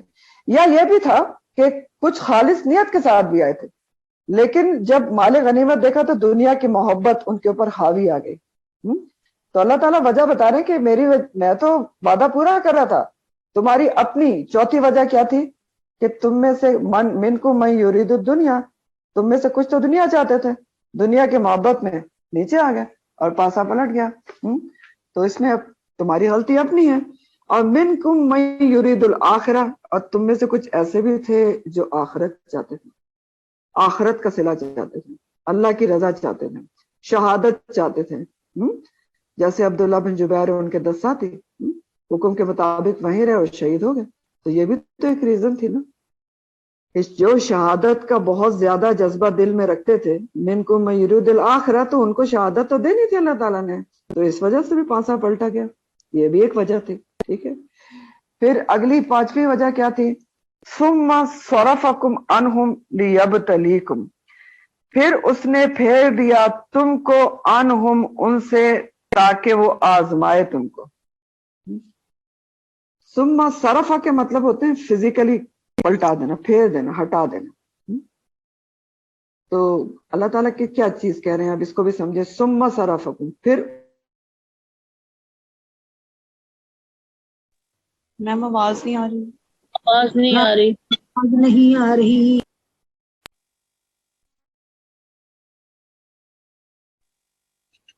ایک 2 منٹ ویٹ کر لیں، لائٹ گئی ہے، لائٹ گئی ہے، تھوڑا ویٹ کر لیں۔ وہ ڈیٹا آن کر لیں۔ آ گئی آواز میم، جی اسٹارٹ کر دیں۔ جی، تو میں جو 5ویں وجہ اللہ تعالیٰ بتا رہے کہ ثم صرفکم عنہم، پھر اس نے پھیر دیا تم کو۔ تم کون ہے یا قوم کون ہے؟ مسلمانوں کو۔ کس سے پھیر دیا؟ فتح سے پھیر دیا، کافروں سے پھیر دیا، یعنی مسلمانوں کو، کافروں کو مسلمانوں پہ غلبہ دے دیا، تم کو ان سے پھیر دیا، یعنی فتح سے پھیر دیا، اور وہ کافر جو ہیں تم پر غالب آ گئے۔ وجہ کیا تھی کہ فتح ہوتے ہوتے تم کو پھیر دیا، انہم ان سے، غالب ہوتے ہوتے پھیر دیا، شکست کی طرف پھیر دیا، لیبتلیکم، تاکہ وہ آزمائے تم کو۔ یہ ایک وجہ تھی جو آپ کو شکست ہوئی فتح ہوتے ہوتے، تاکہ اللہ تعالیٰ شکست دے کر آزمانا چاہتا تھا۔ وَلَقَدْ عَفَا عَنْكُمْ، اور البتہ تحقیق پھر اس نے معاف بھی کر دیا تم کو۔ یعنی یہ جو ساری پچھلی باتیں تھیں جو تم نے غلطیاں کی، فشلتم تنازعتم فی الامر عصیتم، اور تم میں سے کچھ دنیا بھی چاہتے تھے، یہ سب کچھ کیوں ہوا؟ یہ غلطیاں بھی تم سے کیوں ہوئی؟ اب بہت ہی خوبصورت بات اللہ تعالیٰ کہہ رہے ہیں، دیکھیں کہ ساری غلطیاں بھی تم سے کیوں ہوئی، کیونکہ یہ وجہ یہ تھی کہ تمہاری آزمائش کی جائے۔ ٹھیک ہے، بڑی خوبصورت بات ہے کہ آزمائش کے لیے تم نے یہ غلطیاں کی، ضروری تھی تمہارے لیے یہ کرنا، تاکہ جو کمی کوتاہی تمہارے اندر ہے وہ دور ہو جائے، تم سیکھو، اللہ کے کاموں کے لیے خالص ہو جاؤ، کھڑے ہو جاؤ، اللہ تمہیں نکھار کر نکال لے۔ جیسے پیچھے بھی ہم نے پڑھا تھا نا، وَلِيُمَحِصَّ، تاکہ اللہ تعالیٰ خالص کر لے ایمان والوں کو۔ تو اللہ تعالیٰ بتا رہے ہیں کہ ساری وجوہات جن کی وجہ سے اللہ تعالیٰ کے وعدے کے مطابق تم جیتے جیتے مغلوب ہو گئے، اللہ تعالیٰ کہہ رہے ہیں یہ بھی تمہاری آزمائش کی وجہ سے تھی۔ یہ بھی بہت ہی پیاری بات ہے کہ اللہ تعالیٰ سب اس کو آزمائش بتا رہے ہیں، صرف غلطیاں ہی نہیں کہہ رہے ہیں ایسا اس لیے کیا گیا تاکہ تمہیں آزمایا جائے کہ تم اب کیا کرتے ہو، غالب آتے آتے اگر مغلوب ہو جاتے ہو تو کیا کرتے ہو، اور اپنی غلطیوں سے سیکھو، نکھر کے خالص ہو کر سامنے آؤ، کھرے سونے بن جاؤ، کندن بن جاؤ۔ لیبتلیکم، لیبتلیکم کا جو ورڈ ہے نا اس کا روٹ بلو ہے، بے لامباؤ، تو بلا اور ابتلا سخت ترین آزمائش کو کہتے ہیں، اور ابتلا خاص طور پہ اس آزمائش کو کہتے ہیں جو حادثاتی طور پر آ جائے، تو یہ حادثاتی طور پر ہی آئی تھی۔ تو اللہ تعالیٰ کہہ رہے ہیں کہ اس لیے تم کو یہ ساری چیزیں ہوئی، جنگ کا پاسا پلٹا گیا اور یہ سب کچھ تم نے کیا کیونکہ اللہ تعالیٰ تم کو آزمانا چاہتا تھا۔ لیکن یہ سب کچھ ہونے کے بعد بہت ہی خوبصورت بات ہے کہ اس نے معاف بھی کر دیا تم کو، وَلَقَدْ عَفَا عَنْكُمْ، اس نے معاف کر دیا تم کو۔ تو اللہ تعالیٰ نے کیوں معاف کر دیا مسلمانوں کو؟ دیکھیں، اس لیے کہ مسلمان رنجیدہ اور غمزدہ ہو کر غم لے کر ہی نہ بیٹھ جائیں، بالکل دل ہی نہ چھوڑ دیں، کیونکہ مسلمانوں کی اس جماعت نے تو ابھی بہت بڑے بڑے کام کرنے تھے نا، ابھی تو انہوں نے پوری دنیا میں جو ہے وہ دین کو پھیلانا تھا اور پتہ نہیں کیا کیا کرنا تھا۔ تو اگر اللہ تعالیٰ ان کو معاف نہیں کرتے تو ان کا دل چھوٹا ہو جاتا نا، وہ کیسے کام کرتے؟ تو اللہ تعالیٰ نے نہ صرف ان کو معاف کیا بلکہ ان کی اس معافی اور درگزر کا اعلان قیامت تک قرآن میں شامل بھی کر دیا، یہ بھی بڑی خوبصورت بات ہے۔ تاکہ کوئی صحابہ کرام کی شان میں ایک لفظ بھی نہ بول سکے. عفان کو اللہ تعالیٰ نے معاف کر دیا. تم کہنے والے کچھ نہیں ہوتے ان کو کہ انہوں نے ایسا کیوں کیا تھا. بعد میں جو کچھ انہوں نے کیا اس تربیت اور تزکیے کے بعد وہ سوچو. واللہ ذو الفضل علی المؤمنین, اور اللہ تعالیٰ مومنین کے اوپر بہت بڑے فضل والا ہے, بہت فضل کرنے والا ہے, فضل کرنے والا ہے. تو آپ دیکھیں کہ خاص تعویل میں اللہ تعالیٰ جو ہے احد والوں کے اوپر بڑا فضل کرنے والا ہے کہ اس نے غلطیوں کو ایک تو آزمائش بتا دیا, پھر ان کی تزکیہ بھی کر دیا اور ان کی اصلاح کر دی اور معاف بھی کر دیا. اور عام تعویل میں اللہ تعالیٰ تمام مومنوں کے لیے فضل والا ہے نا. آواز نہیں آ رہی. آواز نہیں آ رہی. دیکھیں الیکٹرسٹی کی فلکچویشن ہے, آپ لوگ پلیز ویٹ کر لیں 2 منٹ. صبر لیڈیز صبر. آ جاتے ٹھیک ہے جی. آواز آ رہی؟ جی میں جی آ رہی ہے, بالکل آ رہی ہے. چل دیکھیں جو ہم پڑھ رہے ہیں نا وہی اللہ تعالیٰ آپ کو ساتھ ساتھ دکھا رہے ہیں. ٹھیک ہے, سمجھ آ رہی ہے بات میں ہے کہ رکاوٹیں آ جائیں تو کم ہمتی اور ارادے کی کمزوری اور دل کمزور یہ سب نہیں ہونا چاہیے. ٹھیک, کوئی بات نہیں. ڈٹرمنیشن کہ ہم نے کام چھوڑ تو نہیں دیا. آپ کو پتا ہے میں نے موبائل کی لائٹ آن کر کے اس کے ساتھ آپ کو پڑھا رہی تھی. ٹھیک, تو یہ ارادہ وہاں تھوڑی دکھانا ہوتا ہم نے, یہ ساتھ ساتھ اللہ تعالیٰ نے ہماری بھی تربیت کر دی ہے. یہ ساتھ ساتھ سیکھنے کی باتیں ہوتی ہیں. تو میں آپ کو بتا رہی تھی کہ اللہ تعالیٰ نے ان کو معاف کر دیا. تو دیکھیں اگر اللہ تعالیٰ نے معاف کر دیا اس کے کئی ثبوت تھے. ایک تو اللہ تعالیٰ نے سب سے پہلے قرآن میں بتا دیا کہ اللہ تعالیٰ نے ان کو معاف کر دیا. پھر دیکھیں جنگ برابری کی سطح پر ختم ہوئی, نہ وہ جیتے نہ یہ جیتے. بیسیکلی تو یہ ہوا تھا. اور پھر یہ ہوا کہ نبی کریم صلی اللہ علیہ وسلم نے جو کفار کے تعاقب میں دستہ بھیجا تھا نا حمراء الاسد تک, تو اس کی وجہ سے بھی ان کے دلوں میں روب پڑ گیا اور وہ چلے گئے. تو یہ سب چیزیں بھی کیا بتاتی ہیں کہ اللہ تعالیٰ نے صرف تربیہ اور تزکیہ کیا صحابہ کرام اجمعین کا, پھر ان کو معاف کر دیا کیونکہ انہوں نے تو ابھی بہت بڑے بڑے کام کرنے تھے دنیا میں. پھر اس طرح بھی دیکھیں کہ اللہ تعالیٰ نے اگر معاف نہ کیا ہوتا تو مشرکین پلٹ کر مدینہ کا رخ کر سکتے تھے اور پھر تو بہت تباہی ہوتی, مسلمانوں کا قتل, عورتوں بچوں کو قیدی بناتے. تو یہ سب کچھ نہیں ہوا. تو یہ سب کس وجہ سے نہیں ہوا؟ اسی وجہ سے وَلَقَدْ عَفَا عَنْكُمْ اور وَاللَّهُ ذُو الْفَضْلِ عَلَى الْمُؤْمِنِينَ, ان دو وجوہات کی وجہ سے اللہ. ٹھیک ہے, تو اس آیت سے ہمیں صحابہ کرام اجمعین کی بہت بڑی فضیلت اور اہمیت بھی پتہ چلتی ہے. بہت بڑی فضیلت اور اہمیت پتہ چل رہی ہے, واضح ہو رہی ہے کہ اللہ تعالیٰ ان کی غلطی کو آزمائش بتا رہے ہیں. دیکھیں نا, اللہ تعالیٰ ساری غلطیاں گنوا بھی دی تاکہ تزکیہ ہو جائے, لیکن کیا کہہ رہے ہیں ثم صرفکم عنہم لیبتلیکم, تاکہ آزمائے تم کو. آزمائش بتا دیا اللہ تعالیٰ نے, اور ساتھ ساتھ تسلی بھی کہ آپ کو معاف بھی کر دیا. ٹھیک ہے, تو یہ صحابہ کرام کی بہت بڑی فضیلت ہمیں یہاں سے پتہ چل رہی ہے. اور پھر عام کانٹیکس میں یہ پتہ چلتا ہے کہ مسلمانوں کی ناکامی کی وجوہات ہمیشہ یہ ہو سکتی ہیں. اللہ تعالیٰ تو مدد کرتے ہیں لیکن ناکام کیوں ہوتے ہیں؟ فشلتم تنازعتم فی الامر وعصیتم من بعد ما اراکم ما تحبون. اب یہ ساری وجوہات ذرا بیٹھ کے سوچئے گا کہ کیسے یہ وجوہات جو ہوتی ہیں وہ مسلمانوں کی کلیکٹیولی, مطلب ایز اے قوم, ایز اے امت, ان کو کیسے شکست سے دوچار کرتی ہیں جب یہ ساری چیزیں پیدا ہو جاتی ہیں مسلمانوں میں. تو اور انڈیویجولی ہمیں کیا پتہ چلتا ہے, سبق کیا ہے ہمارے لیے کہ نبی کریم صلی اللہ علیہ وسلم کی سنت پر جو نہیں چلتا, آپ کے احکامات جو نہیں مانتا, وہ کامیاب نہیں ہوتا, اس کو کچھ مغلوب ہو سکتا ہے نا. اور من بعد ما اراکم, جو تم ما تحبون, اس کے بعد تم نے یہ ساری چیزیں کی, نافرمانی اور بزدلی وغیرہ, کہ وہ چیز تمہیں دکھا دی گئی جس سے تم محبت کرتے تھے. تو اس میں ہمارے لیے کیا سبق ہے؟ دنیا کی چیزوں کی جو محبت ہوتی ہے نا, وہ اصل میں انسان کے اندر بزدلی, کم ہمتی, وہن پیدا کرتی ہے کہ انسان کچھ کر نہیں پاتا. دنیا کی چیزوں کی محبت چھوڑنا نہیں چاہتا ان کو, تو یہ ساری چیزیں پیدا کرتی ہے. اور یہ بھی پتہ چلتا ہے کہ بعض اوقات اللہ تعالیٰ مومن کو آزمائش میں ڈال کر خالص کرنا چاہتے ہیں. یعنی مومن کی غلطی نہیں ہوتی, لیکن کیوں اللہ تعالیٰ ایسا کرتے ہیں؟ لیبتلیکم, تاکہ اللہ تعالیٰ جو ہے وہ لیمحص, تاکہ خالص کر لیں. جو لوگ ایمان لائیں ان کو اپنے لیے کھرا سونا بنا لیں, کھوٹ ان کے اندر سے نکال دیں, پیچھے پڑھا تھا نا آپ نے وَلِيُمَحِصَّ اللَّهُ الَّذِينَ آمَنُوا، تو کھرا سونا بنانے کے لیے بھی کبھی مومن کے پر آزمائش آتی ہے. اور یہ بھی پتہ چلتا ہے کہ خالص مومن سے بھی غلطی ہو سکتی ہے، لیکن پھر اللہ تعالیٰ اس کے اخلاص کی وجہ سے اس کو معاف کر دیتا ہے. ٹھیک ہے.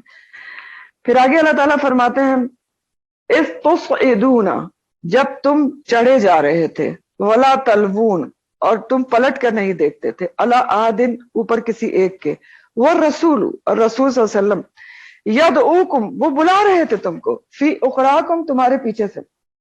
اب یہ احد کا جو میدان تھا اسی کا ایک نقشہ اللہ تعالیٰ کھینچنا ہے کہ تصعدون کا لفظ ہے نا سعادہ سے ہے. سعادہ کے مطلب ہوتے ہیں سعاد ایندان، بلندی پر مشقت سے چڑھنا. ٹھیک ہے، بلندی پر مشقت سے چڑھنا. مصعد لفٹ کو بھی کہتے ہیں عربی میں، مصعد. اور تلوون کا لفظ آپ پہلے پڑھ چکے ہیں، موڑنا، لوی سے، لام ویا. اور تلوون کا ورڈ کے آگے اگر الا آ جائے، جو کہ یہاں پر آ رہا ہے ولا تلوون الا، تو جب الا کا صلہ آ جائے تو اس کے معنی ہو جاتے ہیں دوسرے کی طرف مڑنا. تو جب جنگ میں مشرکین نے مسلمانوں کو پیچھے سے بھی گھیر لیا، آگے پیچھے سے گھر گئے، تو ایک بہت زیادہ افراتفری اور سخت گھبراہٹ کا شکار ہو گئے مسلمان. جنگ کا پاسا پلٹ گیا. آپ کو پتہ یہ بھی ہوا تھا جب دونوں طرف سے کافر آ گئے، بیچ میں مسلمان سینڈوچ ہو گئے، کہ کئی مسلمان ایک دو مسلمانوں کے ہاتھوں مسلمانوں کی شہادت ہو گئی تھی، کیونکہ ان کو پتہ ہی نہیں چلا تھا، اتنی گھبراہٹ تھی. تو مسلمانوں نے یہ کیا تھا کہ اس گھبراہٹ میں اسی میں یہ خبر گرم ہو گئی، خدا نہ کرے نبی کریم صلی اللہ علیہ وسلم کا انتقال، مارے گئے. تو ایک عجیب پریشانی کا سوچ کے دیکھیں، تو مسلمان پلٹ کر اس افراتفری میں بہت پہاڑ پر چڑھنا شروع ہو گئے تھے، کیونکہ ان کو وہی ایک وے آؤٹ نظر آ رہا تھا. تو نبی کریم صلی اللہ علیہ وسلم کے ساتھ کیا ہوا؟ آپ کو خدا نہ کرے آپ کو کوئی شہید تو نہیں کیا گیا تھا، آپ زخمی ہو گئے تھے، آپ کھڈے میں گر گئے تھے، اور وہاں سے آپ پکار رہے تھے کہ الیہ عباد اللہ، اللہ کے بندوں میری طرف آؤ. لیکن اس شور اور گھبراہٹ میں کوئی سن نہیں پا رہا تھا. ٹھیک ہے، تو اس کا نقشہ کھینچا جا رہا ہے یہاں پر کہ دیکھو جب ایسا ہوا تھا نبی کریم صلی اللہ علیہ وسلم تم کو پیچھے سے پکار رہے تھے، تم سن ہی نہیں رہے تھے، بجائے سننے کے تم پہاڑ پر چڑھے چلے جا رہے تھے. پھر کیا ہوا؟ فَأَصَابَكُمْ غَمًّا بِغَمٍّ، پھر اس نے دیا تم کو غم ساتھ غم کے، غم اوپر غم کے. پھر اس نے تم کو غم پہ غم دیا. کیوں دیا؟ ایسا کیوں کیا؟ غم پہ غم کیوں دیا گیا اللہ تعالیٰ کی طرف سے؟ لِكَيْلَ، تاکہ نہ، تحزنوا، تم غم کرو، علی اوپر، علی ما، اس کے اوپر جو فاتکم، فوت ہو گیا تم سے، ہاتھ سے چلا گیا تمہارے، ولا ما اصابکم، اور نہ اس پہ غم کرو جو پہنچا تم کو. اور واللہ خبیر بما تعملون، اور اللہ خبر رکھنے والا ہے ساتھ اس کے جو تم عمل کرتے ہو. ابھی اللہ تعالیٰ کیا فرما رہے ہیں؟ بہت زبردست باتیں ہیں یہ. اللہ تعالیٰ فرما رہے ہیں کہ تم کو غم پہ غم دیا گیا، نافرمانی ہوئی تھی نا. تو یہ جو غم من بغم ہے نا، اس ورڈ کے 2-3 معنی کیے گئے ہیں، اس کو آپ ذرا اچھی طرح سے سمجھیں گے. اللہ تعالیٰ کہہ رہے ہیں اصابہ کا جو لفظ یہاں ہے نا، فاصابہ، تو اس کے معنی اصابہ کے مطلب ہوتے ہیں بدلہ دینا. ٹھیک ہے، غم اصابکم غمم بغم، تو بغم میں بے زیر بی ہے. اس بے زیر بی کے کئی معنی ہوتے ہیں، اس کی وجہ سے اس جملے کے بھی کئی معنی کیے گئے ہیں. کس جملے کے؟ فاصابکم غمًا بغم، پھر اس نے تم کو پہنچایا غم پر غم. اللہ تعالیٰ نے مسلمانوں کو غم پہ غم پہنچایا تاکہ وہ غم کرنا ہی چھوڑ دیں ہر اس چیز پر جو ان کو پہنچی اور ہر اس چیز پر جو ان کے ہاتھ سے چلی گئی. اب پہلا معنی اس کا کیا ہے؟ پہلا معنی اس کا یہ ہے کہ آپ بے زیر بی کو معنی میں لیں اس کے بدلے کے. ٹھیک ہے، بے زیر بی. تو اب اس کے معنی کیا بنے گا کہ اللہ تعالیٰ نے تمہیں غم کے بدلے غم پہنچایا. اس کا کیا مطلب ہے؟ یعنی تم نے نبی کریم صلی اللہ علیہ وسلم کو غم پہنچایا تھا نا، غم دیا تھا کہ ان کی بات نہیں مانی تھی، نافرمانی کی تھی، درے کو چھوڑ دیا تھا، تو اس کے بدلے میں تمہیں غم دیا گیا شکست کا. ٹھیک ہے، کلیئر ہو گیا سب کو؟ ایک معنی. دوسرا معنی بھی غمن کا جو بے زیر بھی ہے، اس کو آپ ساتھ کے معنی میں لیں. ساتھ کے معنی میں تو آتا ہے نا، بسم اللہ کے کیا مطلب ہوتا ہے؟ ساتھ، نام اللہ کے. تو اب جو آپ بے زیر بی کو اگر ساتھ کے معنی میں لیں تو معنی ہوگا کہ پھر اس نے بدلہ دیا تم کو غم کے ساتھ غم کے. یعنی غم کے اوپر غم دیا گیا, اوپر نیچے کئی غم دیے گئے. تو کئی غم اوپر نیچے کیسے دیے گئے تھے مسلمانوں کو؟ سوچیں کہ ایسے دیے گئے تھے کہ ایک شکست کا غم تھا. یعنی یہ دونوں معنی ہے نا, یا یہ معنی کیا گیا کہ غم کے بدلے تمہیں غم دیا گیا, تم نے رسول کی بات نہیں مانی تو بدلے میں تمہیں غم ملا شکست کا. اور اگر بے زیر بی کو آپ ساتھ کے معنی میں لائیں تو دوسرا معنی بنتا ہے کہ مسلمانوں کو غم کے اوپر غم دیا گیا. کیوں؟ اس کی وجہ اللہ تعالیٰ بتا رہے ہیں لِکَیْ لَا تَحْزَنُوا, تاکہ تم غم منانا ہی چھوڑ دو, غم میں ڈوبا رہنا چھوڑ دو. اس لیے غم پہ غم دیا گیا. اوپر نیچے کئی غم دیے گئے, غم من بغم من. تو کئی غم کیسے تھے آپ دیکھیں, ایک شکست کا غم تھا, پھر منافقین کے جو لوٹ گئے تھے راستے میں وہ بھی غم تھا, پھر اپنے 70 ساتھیوں کی شہادت کا غم تھا, اپنے ساتھیوں کے زخمی ہونے کا غم تھا, نبی کریم صلی اللہ علیہ وسلم کے خود زخمی ہونے کا غم تھا, کافروں پر اپنی دھاک جو بدر میں بیٹھی تھی اس کا ختم ہو جانے کا غم تھا, اور سب سے بڑھ کر آپ کی جو وفات کی خبر گرم ہوئی تھی اس کا غم تھا, اور آپ کی نافرمانی کا بھی غم لگ گیا تھا نا مسلمانوں کو. تو اللہ تعالیٰ فرما رہے ہیں کہ اللہ تعالیٰ نے تمہیں غم پر غم پہنچایا, پورا غم کا ایک سلسلہ تھا غموں کا. تو وجہ کیا تھی یہ غم پر غم دینے کی؟ لکیلا, تاکہ. لکیلا کا جو لفظ ہے لام زیر لی, تو تاکہ کے لیے, کیلا لکئی کا جو ورڈ ہوتا ہے نا لکئی, اس کے معنی ہوتے تاکہ یا اس لیے, لکئی, اور لا تاکہ نہ. تو اللہ تعالیٰ وجہ بتا رہے ہیں کہ آپ کو ایک کے بعد پے در پے غم کیوں پہنچائے گئے. وجہ یہ تھی کہ لکئی لا تحزنوا, تاکہ تم غم پہ غم ملنے سے بے غم ہو جاؤ. پورا ایک غم کا سلسلہ چلایا گیا تاکہ تم کسی بھی چیز کے ہاتھ سے جانے سے غمگین ہو, نہ کوئی تم کو غم پہنچے, کوئی تکلیف پہنچے تو اس کے اوپر غم بناؤ, غموں سے لاپرواہ ہو جاؤ, بے پرواہ ہو جاؤ, بے غم ہو جاؤ, یعنی مضبوط ہو جاؤ, تکلیفوں کے عادی ہو جاؤ, تکلیفوں میں لڑنا سیکھ لو, تکلیفوں سے نکلنا سیکھ لو. اس لیے ولا تحزنوا کے مطلب کیا ہے کہ تم غم نہ کرو جو ہاتھ سے چلا جائے اور جو تم کو پہنچے. یعنی غم پر غم اس لیے آئے کہ تم ایک مضبوط پرسنالٹیز بن جاؤ, کسی غم, کوئی غم تمہارے پر اثر نہ کرے, غموں سے لاپرواہ ہو جاؤ, اور غم میں سروائیو کرنا سیکھ جاؤ, آگے بڑھنا سیکھ جاؤ. تو آپ دیکھیں نا کیا ہوتا ہے, اگر کوئی پے در پے انسان کے اوپر غم پڑے تو کیا ہوتا ہے, بے غم ہو جاتا ہے. مشکلیں اتنی پڑی, مجھ پر بھی آسان ہو گئی. تکلیفوں کا. اور دوسرے آسپیکٹ میں کیا ہوتا ہے کہ انسان جس کے اوپر کوئی غم ہی نہیں آتا کبھی, اس کے اوپر تھوڑا سا بھی غم آئے تو وہ کیا کرتا ہے, وہ فوراً مایوس ہو جاتا ہے, پریشان ہو جاتا ہے, اللہ سے شکوے کرنے بیٹھ جاتا ہے, کمزور ہو جاتا ہے, اللہ تعالیٰ سے بدگمانی کرنے بیٹھ جاتا ہے. تو اللہ تعالیٰ فرما رہے ہیں مسلمانوں کے کہ تم کو شدید تکلیفیں, آزمائشیں, پے در پے غم کر دے کر کیوں تمہیں دیے گئے سارے غم, تاکہ تم کو مضبوط بنایا جائے, تمہیں غم کا احساس ختم ہو جائے, غم کو لے کر ہی نہ بیٹھے رہو, غم میں سروائیو کرنا اور آگے بڑھنا سیکھ جاؤ. تم میں صبر و برداشت پیدا ہو جائے, تم میں عظیم قوت برداشت کی ہمت اور طاقت پیدا ہو جائے کہ تم دین کو آگے لے کر بڑھ سکو. تو اللہ تعالیٰ اس میں ایک بہت بڑا زبردست ایک ضابطہ بتا رہے ہیں, آپ کو سبھی کو بتا رہے ہیں. کیا ضابطہ بتا رہے ہیں اللہ تعالیٰ؟ بہت امپورٹنٹ ضابطہ ہے کہ اللہ تعالیٰ اس جملے میں مسلمانوں کو اپنی ذات پر بھروسہ کرنے کا ایسا ضابطہ بتا رہے ہیں جو ایک مسلمان کو کسی بھی مشکل کے وقت کم ہمت بننے سے بچاتا ہے. اور وہ ضابطہ یہ ہے کہ جو بھی تکلیف یا مصیبت تمہیں پہنچتی ہے تو وہ پہلے سے اللہ تعالیٰ کے علم میں ہوتی ہے. آگے اللہ تعالیٰ نے کیا کہا ہے, واللہ خبیر بما تعملون, اللہ تعالیٰ کو پتہ ہے جو بھی تم کرتے ہو, عمل کرتے ہو. یعنی جو تکلیف تمہیں پہنچتی ہے وہ اللہ تعالیٰ کے علم میں ہوتی ہے, ٹھیک ہے, اور جو تمہارا مقدر میں لکھی بھی ہوتی ہے. لہٰذا اللہ تعالیٰ اس پر افسوس کرنے کے بجائے اللہ پر بھروسہ رکھو, اور اپنی لو تکلیف اور غم میں بھی اسی کی طرف لگائے رکھو, اور وہی تمہاری مشکلات کو حل کرے گا. اس بات کو نا سورہ حدید میں اور زیادہ تفصیل سے بیان کیا ہے, جہاں سے آپ کو مطلب اور بھی سمجھ میں آئے گا. سورہ حدید کی آیت نمبر 22 ہے جہاں پر یہ بات کی گئی ہے, آیت نمبر 22 سورہ حدید ہے. اللہ تعالیٰ وہاں فرماتے ہیں کہ ما اصاب من مصیبت فی الارض الا فی کتاب من قبل ان نبرأها, کوئی بھی مشکل مصیبت زمین پر جو آتی ہے مگر وہ کتاب میں لکھی ہوئی ہوتی ہے اس سے پہلے کہ اللہ تعالیٰ اس کو پیدا کریں. اور ایسا اللہ تعالیٰ کیوں کرتے ہیں؟ مصیبتیں مشکلات زمین پر کیوں آتی ہیں، لوگوں پر کیوں آتی ہیں؟